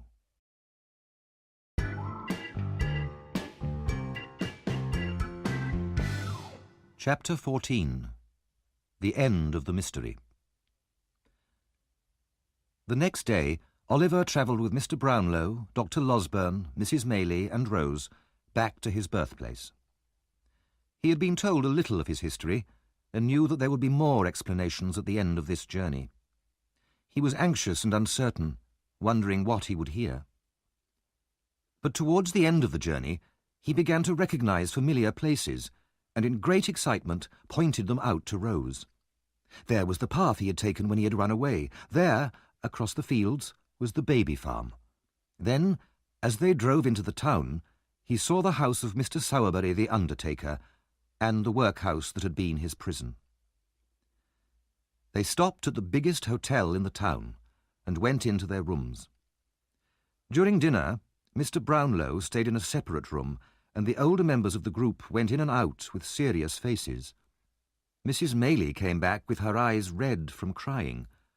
All this made Rose and Oliver, who had not been told any new secrets, very nervous and uncomfortable. At 9 o'clock, Dr. Losberne and Mr. Brownlow brought Monks into the room. Oliver was very surprised. This was the same man he had bumped into once outside a pub and seen another time with Fagin, looking in at him through the window of the country cottage. Oliver was told that Monks was his half-brother, and the boy stared at him in shock and amazement. Monks looked back at him with hatred. "We have the whole story here in these papers," said Mr. Brownlow, putting them on the table. "All we need now is for you to sign them, Monks, and to tell Oliver what happened." Monks started hesitantly. "My father had arrived in Italy to collect the money he had inherited when suddenly he fell ill. When he died, we found 2 papers in his desk. One was a letter to his girl. The other was a will." "What was the letter?" asked Mr. Brownlow. "It was written when he was ill, telling the girl how ashamed he was that she was pregnant. He asked her not to remember him as a bad man, but as someone who had made a mistake. He reminded her of the day he'd given her the locket and ring." Oliver's tears fell fast as he listened to the story of his father. "And what about the will?" asked Mr. Brownlow. Monks was silent. "The will," continued Mr. Brownlow, speaking for him, "was in the same spirit as the letter. He talked of the misery of his marriage to his wife and the evil character of you, Monks, his only son, who had been brought up by your mother to hate him. He left you and your mother an annual income of £800. The rest of his property he left to his girl Agnes and to their child, if it were born alive, and if it showed itself to be of a good, kind character. The money would only go to you, Monks, as the older son, if the younger turned out to be as evil as you." "My mother," said Monks, "burnt this will and never sent the letter. The girl Agnes left her home in secret so that her pregnancy would not bring shame on her family. I swore to my mother, when she was dying, that if I ever found my half-brother, I would do him all the harm I could. He would feel my hatred like a whip on his back. I paid Fagin to trap Oliver into a life of crime. But then he escaped, and that stupid, interfering girl, Nancy, to you. If I'd had the chance, I would have finished what I'd begun." Monks stared at Oliver, and his lips moved in a silent curse. "And the locket and ring?" asked Mr. Brownlow. "I bought them from Mr. and Mrs. Bumble, who had stolen them from the nurse, who had stolen them from Agnes, the dead girl. I've already told you how I threw them into the river." Mr. Brownlow turned to Rose. "I have one more thing to explain," he said to the girl. "I don't know if I have the strength to hear it now," she murmured, "having heard so much already." Mr. Brownlow put his hand under her arm. "You have a great deal of courage, dear child," he said kindly. He turned to Monks. "Do you know this young lady, sir?" "Yes." "I don't know you," said Rose faintly. "The father of poor Agnes had 2 daughters," said Mr. Brownlow. "What happened to the other one, who was only a young child at the time?" "When Agnes disappeared," replied Monks, "her father changed his name and moved to a lonely place in Wales where no one would know about the family shame. He died very soon afterwards, and this young daughter was taken in by some poor people. My mother hated Agnes and everybody connected with her. She hunted for this young sister and made sure that her life would be unhappy. She told the poor people who had taken her in that the girl was illegitimate and that she came from a bad family with an evil reputation. So the child led a life of miserable poverty, until Mrs. Maylie saw her by chance, pitied her, and took her home." "And do you see this young sister now?" asked Mr. Brownlow. "Yes, standing by your side." Rose could hardly speak. "So Oliver is my nephew?" "I can never call you aunt," cried Oliver. "You'll always be my own dear sister." They ran into each other's arms, both of them crying in their happiness. A father, sister, and mother had been lost and gained, and it was too much for one evening. They stood for a long time in silence, and the others left them alone. The court was full of faces. From every corner all eyes were on one man, Fagin. In front of him, behind, above, below, he seemed surrounded by staring eyes. Not one of the faces showed any sympathy towards him. All were determined that he should hang. At last there was a cry of "Silence!" and everyone looked towards the door. The jury returned and passed close to Fagin. He could tell nothing from their faces. They could have been made of stone. Then there was complete stillness, not a whisper, not a breath. Guilty. The whole court rang with a great shout, echoing through all the rooms as the crowd ran out of the building to tell all the people waiting outside. The news was that he would die on Monday. Fagin thought of nothing but death that night. He began to remember all the people he had ever known who had been hanged. He could hardly count them. They might have sat in the same prison cell as he was now. He thought about death by hanging, the rope, the cloth bag over the head, the sudden change from strong men to bundles of clothes hanging at the end of a rope. As his last night came, despair seized Fagin's evil soul. He could not sit still, and hurried up and down his small cell, gasping with terror, his eyes flashing with hate and anger. Then he lay trembling on his stone bed and listened to the clock striking the hours. Where would he be when those hours came round again? In the middle of that Sunday night, Mr. Brownlow and Oliver were allowed to enter the prison.